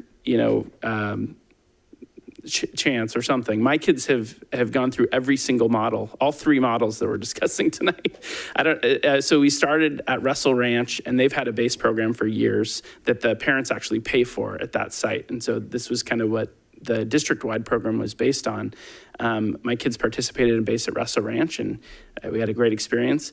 My youngest participated in first grade early from and then in second grade full day at Theodore Judah this past year. So we've kind of had the full spectrum. And I would say that, from a personal standpoint, I think the more time in the classroom, the better has been our experience and has been the best for our child. But I know that no matter what our teachers are offered, they're going to do the very best they can with the schedule that's in front of them. I think the reality is that change is very hard, and changing this because it's been in place for so long is something that is going to create some challenges. But I would like to see option 3 tonight, us move forward with that.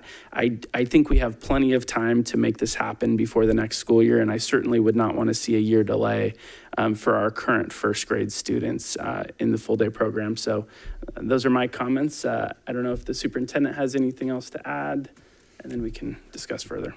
I think many good points have been made tonight by the board, and we've heard some great feedback. But I think if we think back to the discussion that we had with full day K, and the reason that we're supporting full day K and how we're phasing it in, we have an opportunity to do the same thing, for our students and do it district-wide for first and second grade.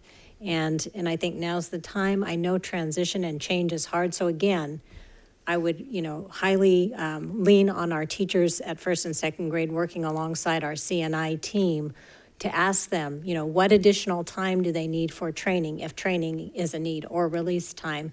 Those are the questions that we need to go back and ask our teaching experts at those grade levels. What do you need to support you to get this, up and going? And it's not a one and done. It's probably going to be ongoing. Just as we heard, we've engaged in letters training. We have more to do. So with that, I would also support the option 3. Great. Mr. Hoover? Yes. With all of that in mind, I'll make a motion that we accept option 3, beginning of the 22-23 school year. I'll second that. Okay, we have a motion from Mr. Hui, second from Mr. Short. Superintendent, if you call the roll. Ms. Gow? Aye. Mr. Reed? Aye. Mr. Hoover? Aye. Mr. Clark? Aye. Mr. Short? Aye. Mr. Hui? Aye. Motion carries 5-0. Thank you.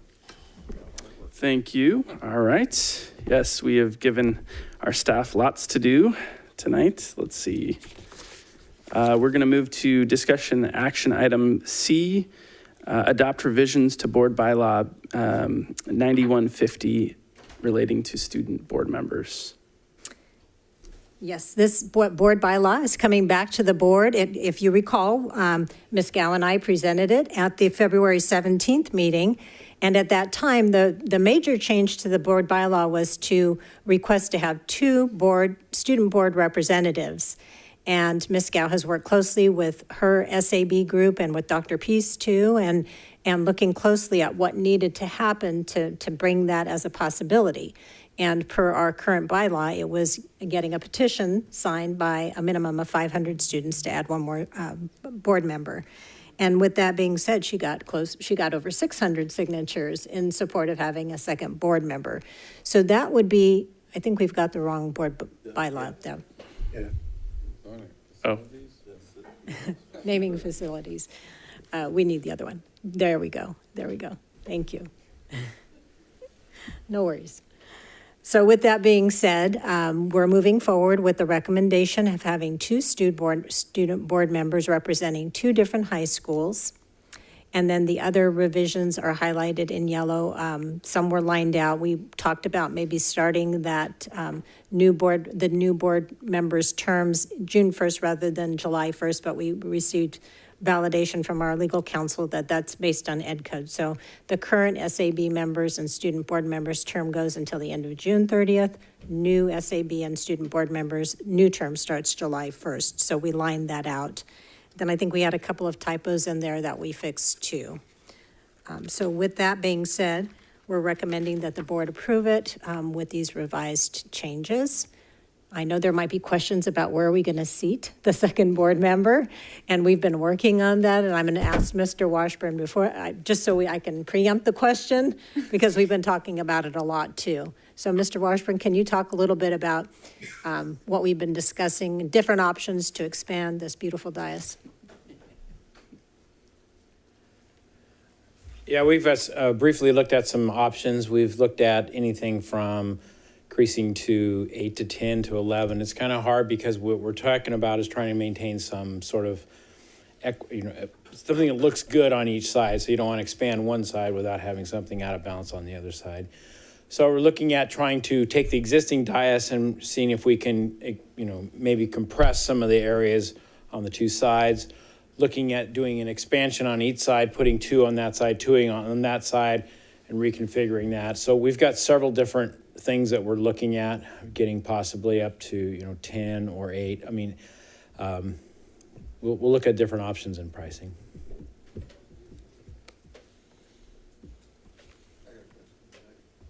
Oh, sorry. Mr. Short. I know it's kind of short notice, but the dollar amounts reconfiguring is, we only need 1 more. So you said 10, that's Well, I was asked to look at various options. Okay. I'd be in support of 1 because there's a lot of dollar amounts to change this whole counter amount. There is. It's a big dollar amount, yeah. We have to look, we have got electrical low voltage, we've got countertop casework. Obviously, if we move out each side, there's sort of structural element to it. Make sure we have enough ADA. But we're looking at all that, and we'll have some options with some costs based on that for the future. But we hate to do 1 and then all of a sudden, well, did you look at this one? Did you look at that? You're going to have 3 students in? No, I mean options. Yeah, Mr. Hoover? Yes. If I may, I'm actually the one who asked for various options. One for just expanding, well, if we're using the existing footprint of the dais and whether we can squeeze another person in there. I asked for another option where we would expand the dais to include another person without squeezing everybody together. And then I did ask for the additional option of what it would look like or cost if we did expand the dais by 3 seats. And the reason why I asked that question is, we would be adding 1 school board member or student board member, but under California law, school districts can be a 7-person district. We're obviously a 5-person district for school board seats right now, but none of us can predict the future. It can 10 years from now, could there be a desire to expand the board from 5 to 7 seats? Maybe. And so I was just curious what that cost would be. It may be prohibitively expensive that we would just immediately roll it out. But, if we can plan for the future, the unknown in the future, why not? But again, it all comes down to cost. And, so that was just the goal, was to get all options explored so that the board can make an informed decision on which way they want it to go. Just respectfully, President, that could be 20, 30 years out, and this building would have to be totally remodeled by then. Yeah, it could. But you'll still be on the board, Ed. Yeah, from the 60s, yeah. Anyway, I would just say we just need to be cost, I'm in the constraint, just adding 1 to be preferable. We'll look at 1 and then possibilities of others and see what that will be. So, I'm sorry, was there more for the presentation? That's it, unless board has questions. Okay, so we'll start with Ms. Gao, if you'd like to go first, or no questions. All right, yeah, I figured. Mr. Short, did you have any other further questions? No, I don't, but I'm very supportive of this as the way it reads. Okay. Mr. Hui. None for me. Mr. Clark? I'm not quite in support of the way that it's reading, only because I'm looking at representatives. I definitely think we need one from Rancho. The way that this is reading to me right now is that it could be possibly a board member from Folsom, a board member from Vista, but I'm just thinking as a whole, in the growth of Rancho Cordova growing, and it possibly will grow within the 5 or 6 years from now, that we just need to have maybe a student board member from Folsom and a student board member from Rancho Cordova.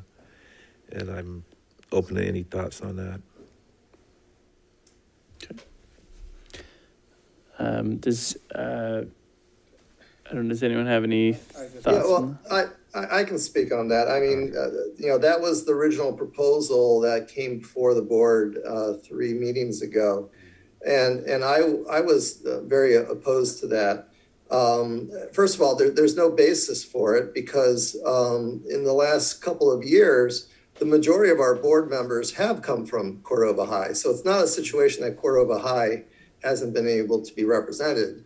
If anything, they've been overrepresented, which is great. It shows that, the best individuals are being identified because quite frankly, our student board members, at least since I've been on the board, have all been stellar. I mean, they've been fantastic. But regardless, Folsom, does have 2 high schools. Soon we'll have 3 high schools. And, to say that, 1 high school has a dedicated spot and then the other 3 high schools have to split a spot, that doesn't strike the right chord in my mind. So that's just my thought there.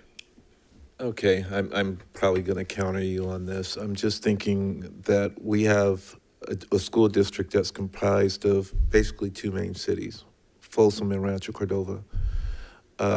For me, I think it would be great if we had a student from Rancho and a student from Folsom. We don't encompass any other areas like Elk Grove or San Juan. I mean, we have mainly Rancho Cordova and Folsom, so that's my thought of having a student from both. And now that we're going to this 2 student board member thing, I mean, I understand what you're saying, that, yeah, we have had students from Cordova High elected by the FCB or the reps or whoever, elected them. But now that you're expanding it, I think the opportunity is to get representation from both areas, Rancho Cordova and Folsom. Okay. Any other questions? Mr. Clark, I haven't gone to Mr. Reed yet, but. Oh, no, I'm good. Okay. President Reed, did you have any questions? Yeah, I'm very supportive of adding a second student board member. I think having additional perspective would be great. I think having additional diversity would be great. And I think having that second student board member will be a welcome addition. I mean, I do, when this came through the policy committee, I was asking several questions regarding how the SAB board selects the student board member. And since the policy committee review, I've been sending emails trying to understand how the SAB selects its board members. And even though I've gotten a lot of responses to my questions, I'm still just slightly confused as to how the process works. But that being said, my concern with how the selection process works for the SAB board, selection of the SAB, as well as the selection of the board members, that is outside the scope of this policy. And while I still would like to get some clarity on the selection process of the SAB and the board members that would serve on the board, that's no reason why I feel that this should delay the passage of this policy. I would note, though, everything that I thought took place for the selection of the SAB and the board members is the exact opposite. I had always thought that the students at each school voted for their SAB reps, and that's not the case. They're not. The students have no say, quite frankly, in the selection of their SAB members at their school site. So the if you will, the democratic process that I thought was part of this SAB process is not there. But that's a discussion for another day. As for adding a second student board member, strongly in support. As for adopting this policy that's before us today or tonight, strongly in support as well. Thank you. Thank you, Mr. Reed. I do have a couple questions. I understand it's not within this policy, but what, I guess that is kind of surprising to me as well. It says at the bottom, for choosing of student board members, a student board member shall be chosen by students enrolled in the district's high schools in accordance with procedures. So what is the process, I guess is the question. So it has been confusing, as Mr. Reed said, and for me to get a better idea of what the past process was and what we're recommending for myself, I put together a visual graph and I made copies for you too. David, I don't know if you saw that in your email. I did. Yeah, thank you. Ali Gallant, who was the predecessor to Alice, actually put together a handbook, which I thought was really helpful. That was one of the projects that she wanted to submit for future student board members who assumed the position of rep to the board. And in that handbook, she also outlines the selection process of SAB and student board members, along with other really good guidelines for future student board members to follow. And she included our governance handbook as a reference as well. But in there, what she states is exactly the process that, is mapped out here as what it's been in the past and what we're recommending now with the two student board members. So the actual process itself is not changing all that much as compared to past practice. Okay. So in this kind of section, a selection of student advisory board representatives, in the past, it was site activities director would select through an application process. The new process would be current SAB members and an SAB advisor select the new representatives through the application process. Is that change in the policy? I'm sorry, or I'm looking at the document. Yeah, it's not reflected here Okay. in the policy. It would be well, it actually supports what's in the current handbook that the prior student board member put together. And I just outlined, for a visual for me to see what's changed in each of those categories. Okay, got it.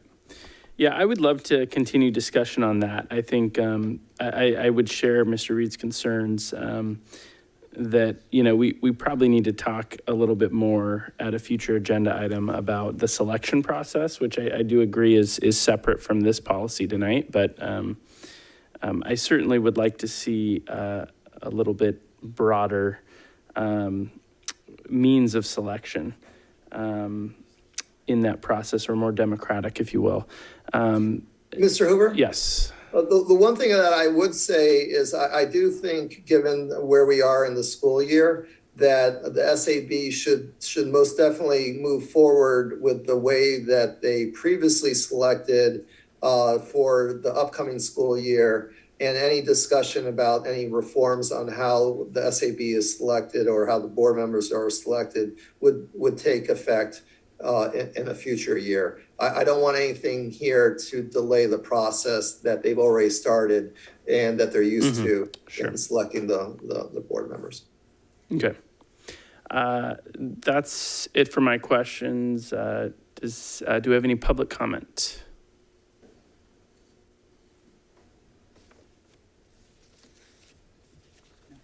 Nope. Okay. We'll bring it back to the board for comments. Ms. Gow. Okay, so just to speak a little bit to the Rancho Folsom student board member, cross out and replacing it with the representing two different high schools.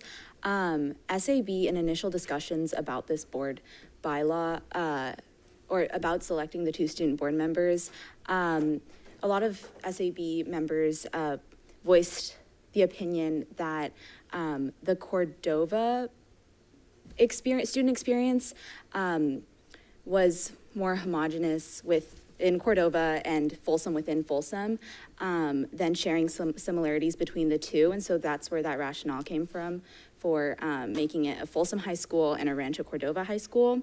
And then the concern was brought up that Folsom does have a higher percentage of students. And when SAB was asked about this, they supported the changing of it to representing at least two different high schools, as opposed to the Folsom side and the Rancho side.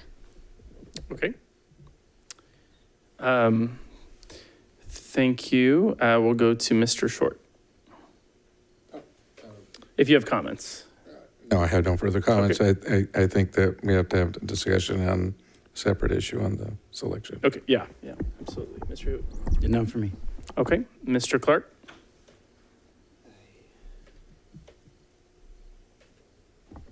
None for me right now. Okay, President Reed. I'm good, thank you. All right, I will also, no comments from me. Superintendent, did you have anything to add? No further comments? Okay, do we have a motion? Yes. Might I suggest, if my fellow board members would be so inclined, that we allow Alice to make the motion? I'll move. All right. Do we have a second? I'll second. All right. I will support this, but Mr. Reed has to stay virtual until we can build out this dais. No, I'm kidding. Yeah, that was one of the options, right? Superintendent, can you take the roll? Ms. Gow. Aye. Mr. Reed. Aye. Mr. Hoover. Aye. Mr. Clark. No. Mr. Short. Aye. Mr. Hui. Aye. Motion carries 4-1. Okay. We are going to move to discussion action item D, approve the certificated administrator assignment under a variable term waiver for the 2021-2022 school year revision. Superintendent. Yes, this waiver allows our new coordinator of safe schools to, under the preliminary administrative services credential, to get a variable term waiver in the amount of time that he needs to complete the preliminary credential. So it gives him the course of the next year to complete those requirements. Okay, do we have any board questions? No? Good. Okay, public comment. No public comment.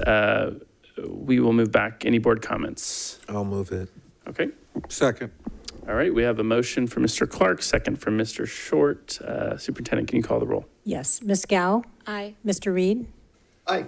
Mr. Hoover? Aye. Mr. Clark? Aye. Mr. Short? Aye. Mr. Hui? Aye. Motion carries 5-0. Thank you.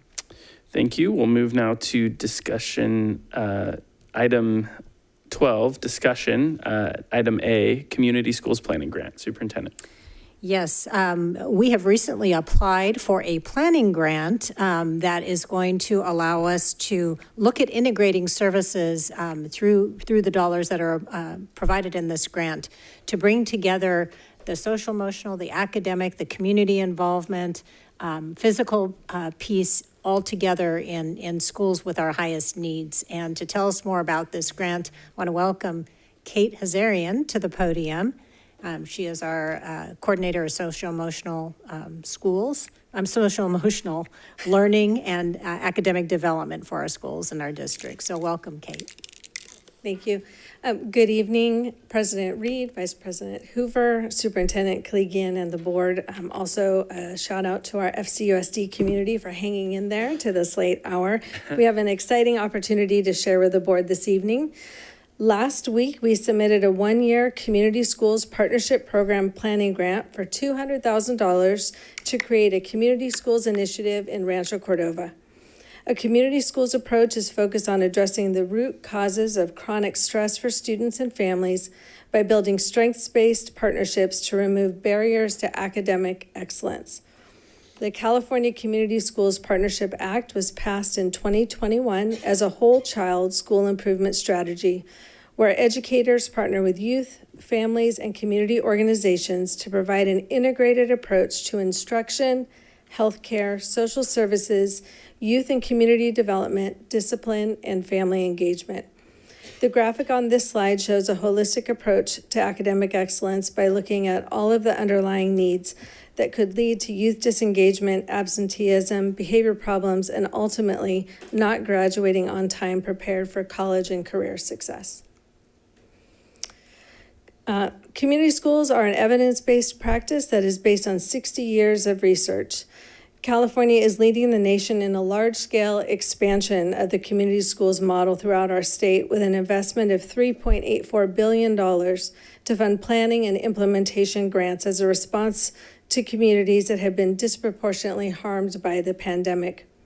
In order for a district or individual schools to qualify to apply for state funding, they must have a higher than state average suspension rate, or over 80% of their students qualify as unduplicated students.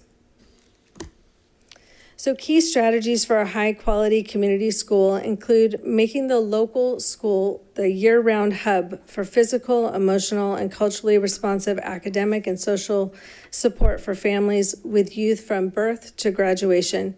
By intentionally building mutually respectful relationships with families and community partners, our focus is to improve our systems to empower our youth. The 4 key pillars of community schools are individualized and integrated student supports, expanded learning time, schools that serve as the hub of support for their neighborhoods, and collaborative leadership with youth and their families' voices being heard. So we qualify as a district to seek community schools funding because our state suspension rate is above the state average. And you'll notice that the state is using 2018-19 data, which was our last full year of data. 12 of the 16 schools in Rancho Cordova qualify for funding based on their unduplicated student count and/or their suspension rate being higher than the state average. So this shows our schools that qualify. Our one-year planning grant will build on the work of the needs assessment that we did for school-based health centers. And a big thank you to Dr. Pease and Carrie Kay and Dr. Samantha Blackburn from Sac State for all of their work on the needs assessment. This needs assessment process started last fall with a thought exchange survey and interviews with parents and student leadership groups. We will learn in early June, so the state tells us, late May, early June, if we receive the funding. So actions during the planning phase will include hiring a full-time community schools coordinator. We are going to continue the needs assessment and really make sure we're hearing from our families of English learners, our students with special needs, and our low-income families. We're going to focus on increasing participation in the annual income verification process so that our schools are funded the way that they deserve to be. We are going to establish a Rancho Cordova Community Schools Collaborative that will design a regional plan for services and supports. And then we will write implementation grants in the spring of 2023. And on a prior slide, that showed implementation grants are for 5 years, $500,000 per year. So that's a good investment. That is a good investment. So what does success look like? I'm always talking about what is the problem we're trying to solve and what does success look like. And so for us, success looks like that birth to graduation system of care for our students, improved attendance and decreased student and staff transiency at our highest need schools. Scholars who are struggling with learning, attendance, or behavior will be connected quickly to needed services on their campus and in their neighborhoods. We'll have increased collaboration between our schools and preschool and after-school programs. We will have a system of care that includes our local government and community partners, and we will focus on sustainability. We will see increased academic achievement, and we will see reduced stress on educators and families who will have more resources to meet the needs of our scholars. Lastly, while not all schools in FCUSD qualify, I want to make it really clear that becoming a community school is more about our mindset, how we approach families, how we approach our community partners, than it is about a grant. And it's important to know that any trainings that we're offering for the targeted schools will be open to any schools in our district. So we have a short video here to show you that just explains the model. I think Rochelle, you...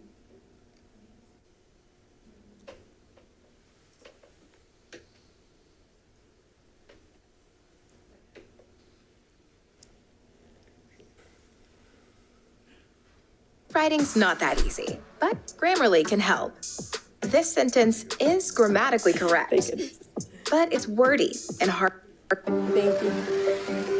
What makes a school a great school? Caring for the whole child. Expanding the horizons of learning. Building relationships with families. Working together to realize a shared vision.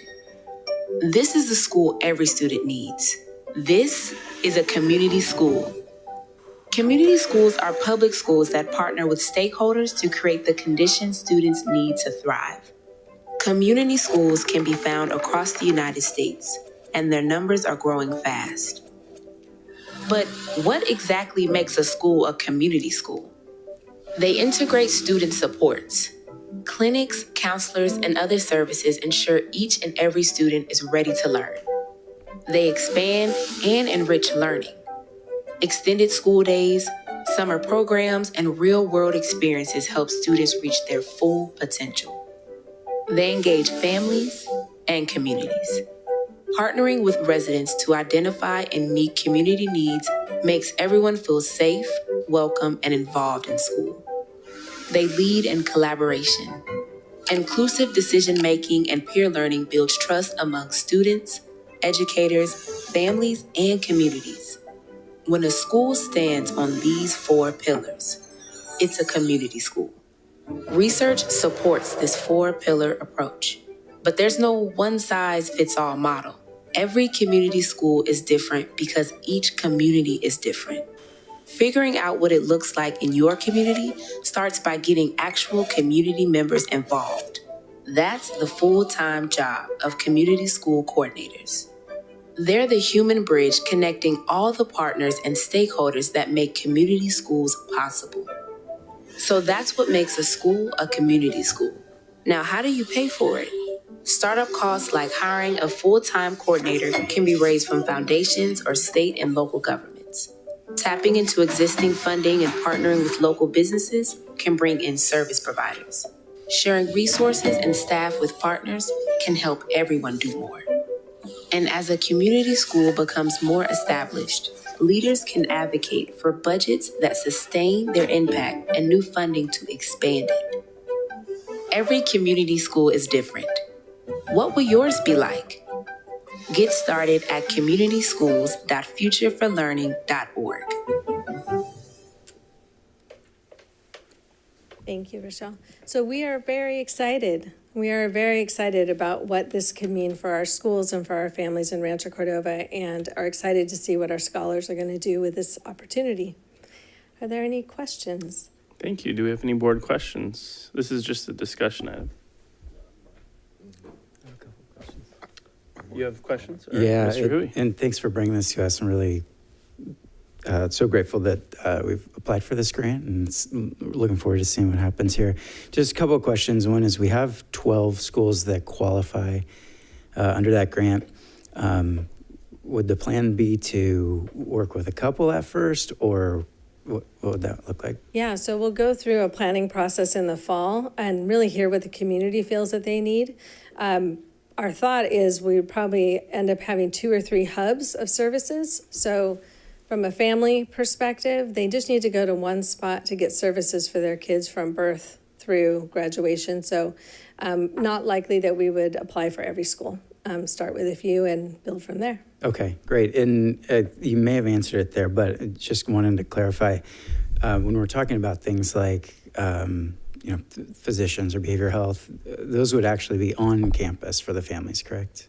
In most cases, sometimes we might have a church right next door, or we might have another community partner where it makes more sense to provide the service right there, but it would be very closely tied to that neighborhood school, so that if, for me as a social worker, if I'm working with a family there in crisis, I could walk right to that resource and do that warm handoff. Yeah, so on school would be great, but within walking distance is definitely part of it. Okay, last question would be, it mentioned the physical and behavioral health. Would that include things like dentistry and psychiatry? Do you know?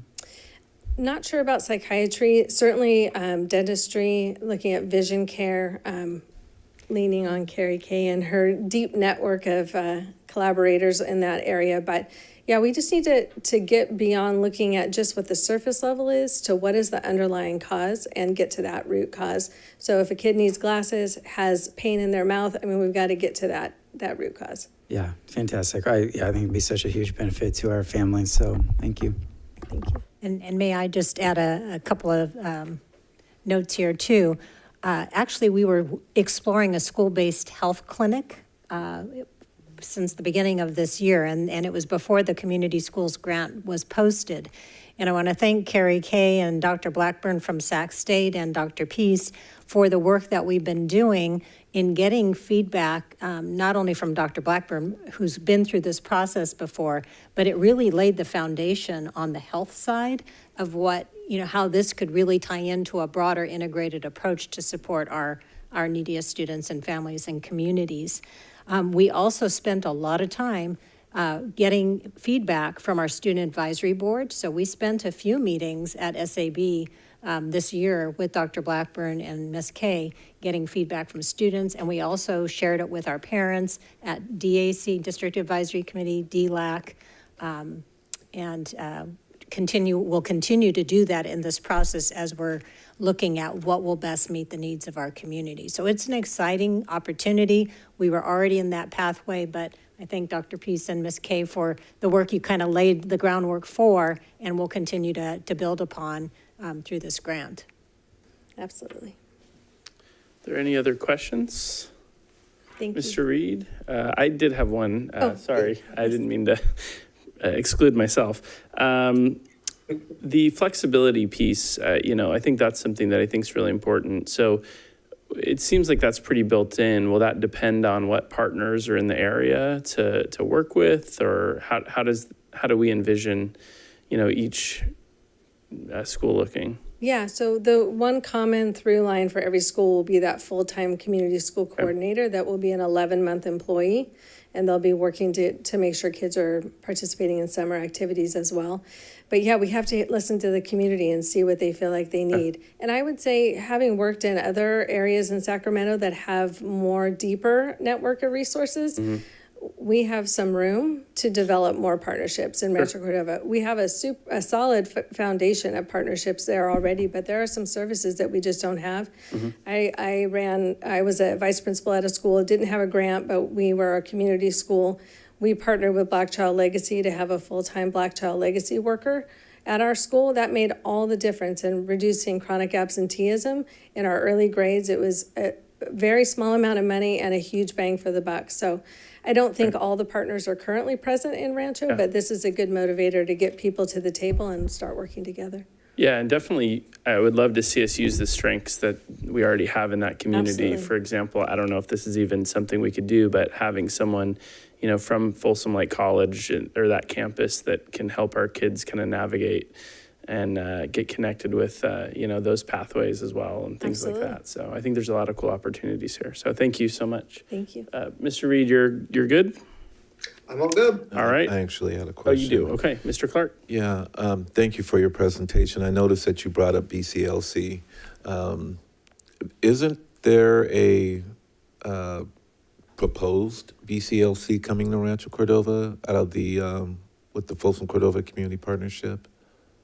So I'm looking at Scott. There's been conversation, but not really anything materialized yet. So, Okay. but all right. we definitely see the need and would love to be able to work with them. Yeah, well, the only reason why I mention that is because I'm actually affiliated with the Black Child Legacy Campaign and with Sierra Health, and I know we've been in conversation, but I thought that there was a office out of the Job Center at Folsom Cordova Adult School, well, part of Folsom Cordova Community Partnership, but maybe I'm wrong. They have a grant. I think they've struggled with staffing, so we haven't quite seen the services yet. Right. But we are continuing to work with them on that. Okay, great. Thank you. Great. Thank you. Thank you. All right. Hopefully we get some revenue from that Grammarly commercial that we just played. We're going to move to discussion item B, review new hybrid agenda template. Okay, team, this is the revised hybrid of our agenda, and we added the closed session option at the end of the meeting, but we kind of took some of the elements that we liked of the other revised agenda template. So Mr. Reed had asked that we, pilot test it for 2 more meetings, so today's that second meeting. If we're good with it, we can move forward with this template for future meetings and revisit if we need to, or if you have a suggestion to change, we could do that too. Do we need to bring it back for action or just discussion? We don't. I Okay. think we just, if we have consensus, Okay. we can move forward with what the board's desire is on that. All right. Ms. Cow, do you want to go first on questions? She's getting tired. No questions.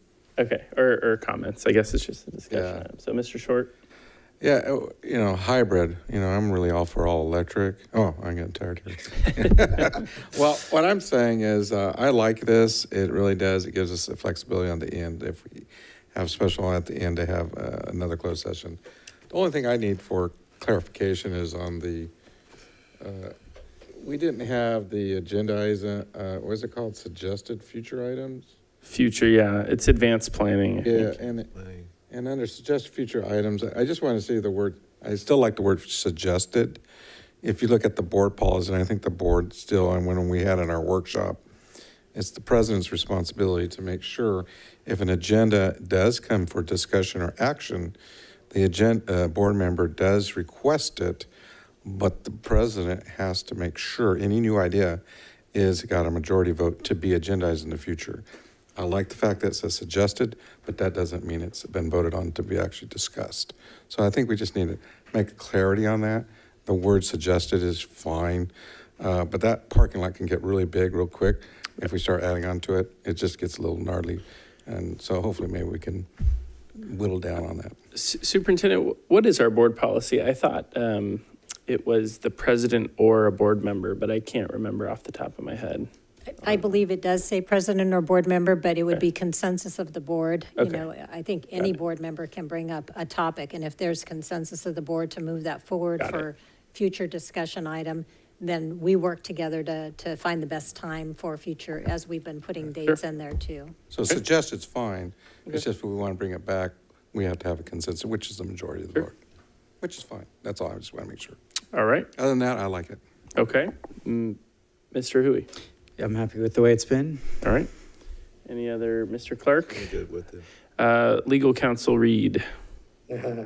Yeah, no, I think, you know, this process took a little while, not too terribly long. You know, we first discussed it at our strategic meeting in January about how we could take an agenda format that was maybe a little stale. It was definitely wasn't following some of the best practices that was recommended by CSBA, you know, where we wanted to front load issues that related to public comment and especially anything that was related to students.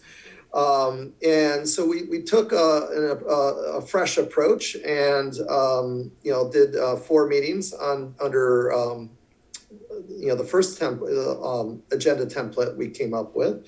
And, you know, it wasn't perfect. There was some hiccups. There were some things we liked. There were some things we didn't like. And so, you know, we revisited after the pilot program was finished and you know, decided to take the best things of that experiment and incorporated it into the older agenda that we used to use, and hence the hybrid.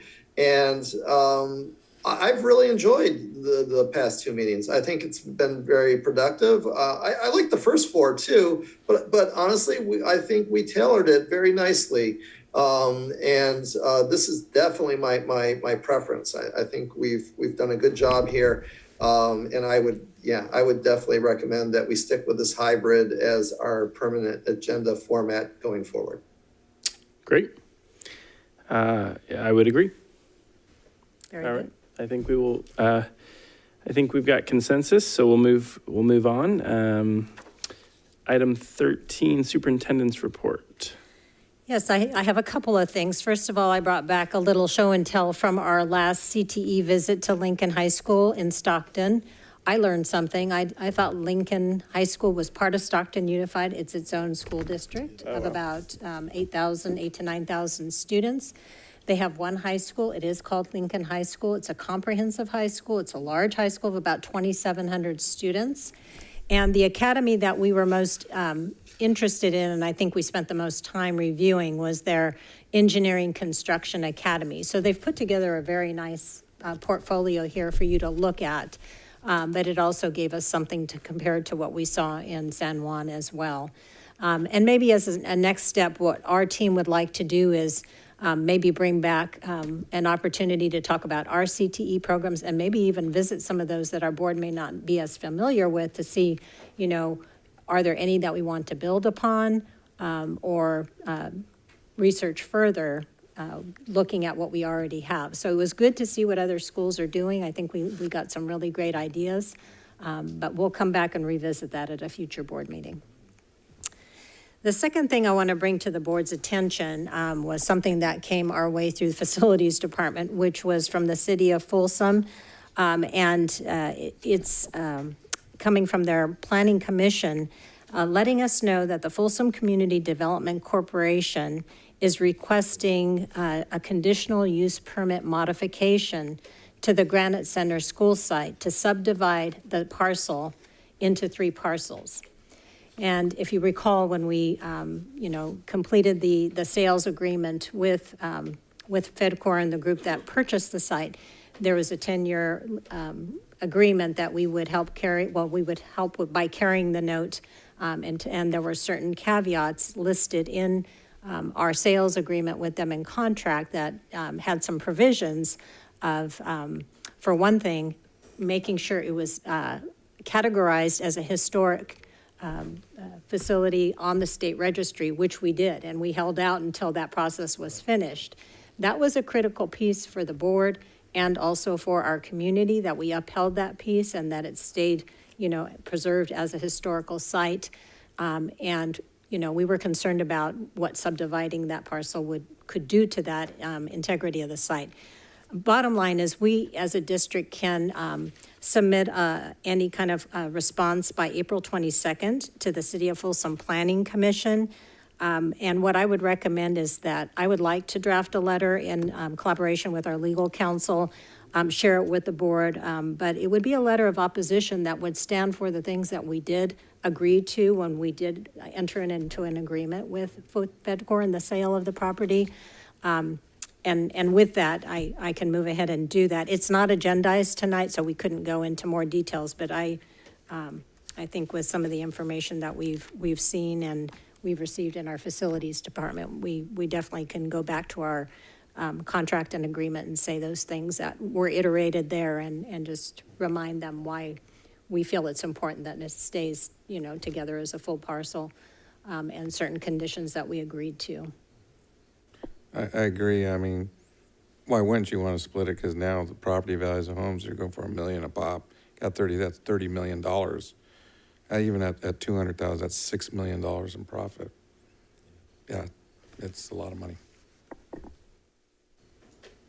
And then my last announcement is just to say to all of our employees, our students, our families, our communities, thank you for, all that you're doing. And I hope you take some time during the next week, during spring break, while our schools are taking a break, to also take some time for yourself and for your families, for our students, and enjoy that time and be safe and be well. Thank you. Thank you. All right. Let's see. Board member reports. I guess I'm still getting used to this new agenda. So let's start with Ms. Gow. I have no report tonight. Okay. Mr. Short. No report. I just want to thank everybody. Great job you guys are doing. Mr. Huey. I just want to say a quick thank you to Miss Johnson, my oldest son's personal strategic planning teacher at Vista Del Lago. She sent a terrifying April Fool's Day joke email to my wife and I on my son's suggestion.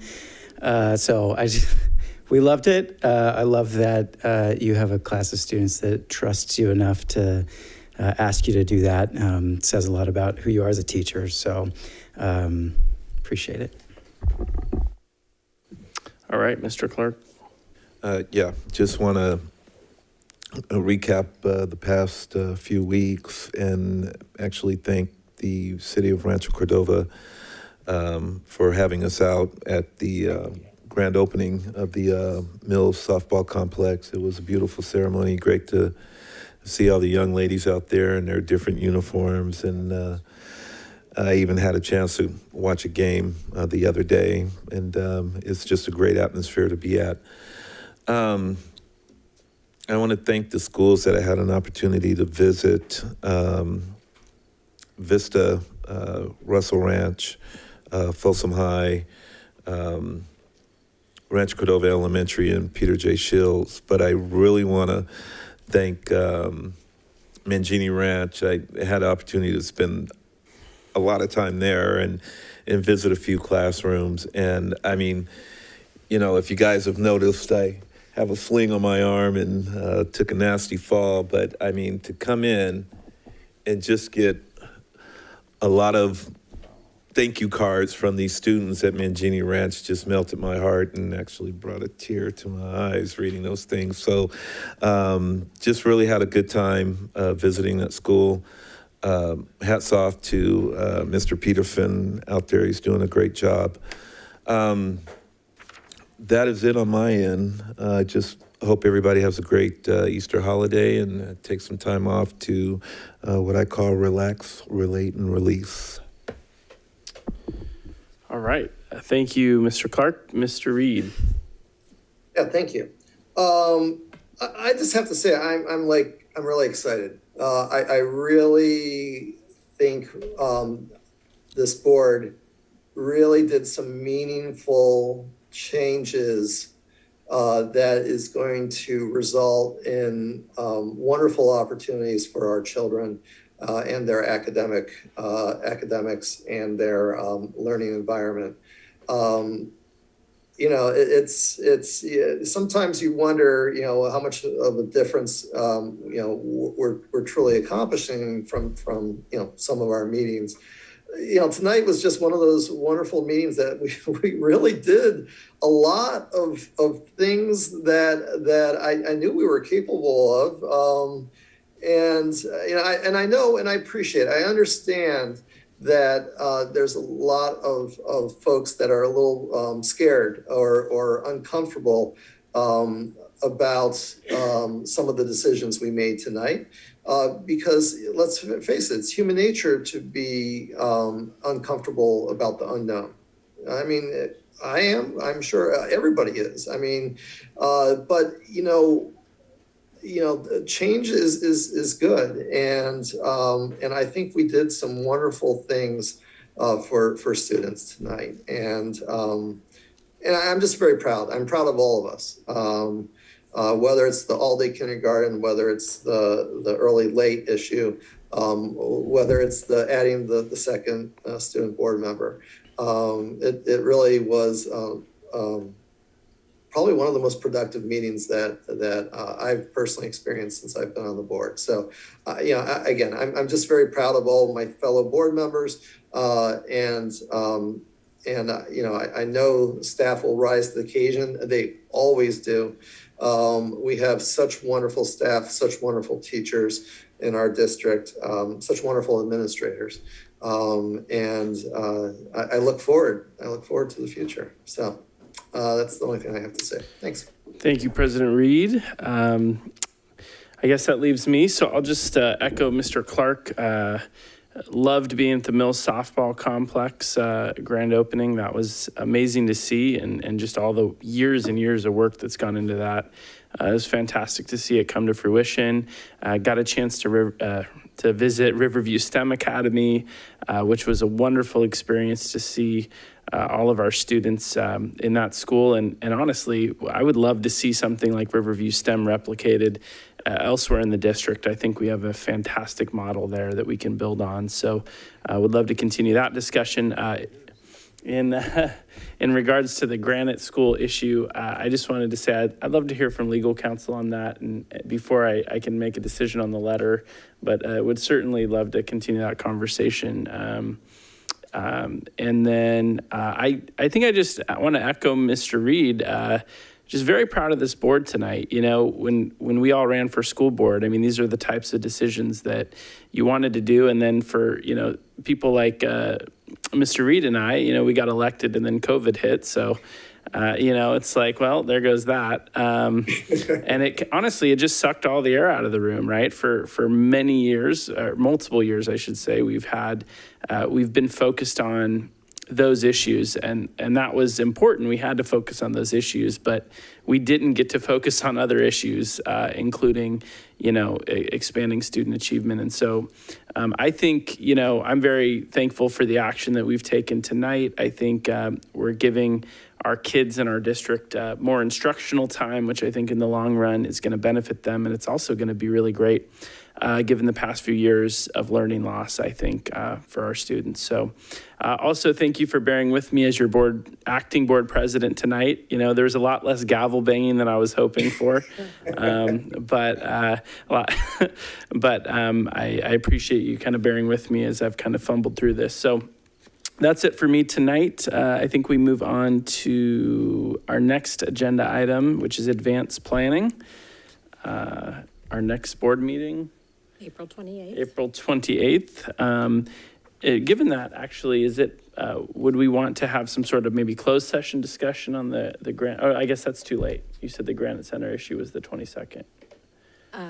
To submit a letter. Submit a letter, okay. If the board chose to have a discussion, it would probably be an open session, but it Okay. would be a special meeting if there was Got it. consensus of the Okay. board to do that. I don't think there's a consensus for that. Okay. I'll just, if I may be so bold, 12-month board calendar. All right, and then. Mr. Hoover? Yes, sir. I will just let the board know that I will be out of town next board meeting on April 28th, so I will be remote at that Okay. time. Thank you for that. Item C, suggested future agenda items. Does anyone have any? No, I don't. Big parking lot. Yeah. Mr. Reed? Good? No, I'm good. I'll just bring it up again. You know, I'd love to, I know that it's pending in the policy committee, but I do want to have a discussion about SB 871 or, you know, do some sort of letter or something. So would love, just wanted to bring that up again. That's it for me. Oh, also, actually, I was going to say, you know, I didn't get to tour the Lincoln High School, which I think, Mr. Clark, were you able to? Oh, okay. I was going to talk to you, but we, you know, I did get to go to Del Campo and Casa Robles for the, you know, check out the CTE programs. I think it might be great. I mean, I know you already mentioned this tonight a little bit, but maybe a future agenda item at some point on that topic, on, you know, programs we might be interested in adding or looking into. I know that the staff is already developing some of that, so it doesn't have to be a rush, but, you know, we'd love to hear what staff's looking at. Suggest that. So. Thank you. Suggest that. I don't know if this is feasible or not, but it might be a good idea to maybe have them come out and do a presentation from Lincoln about their That's an programs. interesting idea. Pardon me? That's an interesting idea. Yeah, I mean, you know, in person for us who couldn't make it, but they can probably talk a little bit more in detail about the Engineering and Construction Academy. Yeah, I'll be very supportive of that. I can check into that. We might want to offer virtual. Yep, that's Yeah, fine. virtual Yeah, be- yeah, virtual's virtual be fine, fine. yeah.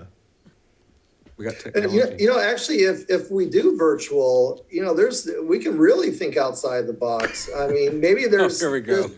maybe there's just a phenomenal program in Kansas or in, you know, wherever. I mean, I never thought about that, but if we do virtual, we could really, you know, find the premier program in the entire country and ask them to do a presentation for us. I think it's in Folsom, Cordova. That's right. That's California laws. All right. Well, hopefully that was somewhat clear, Superintendent. I think if that's it for that item, we will move.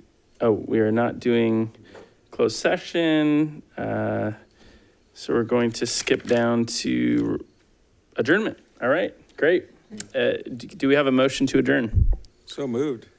Do we have a second? I'll second.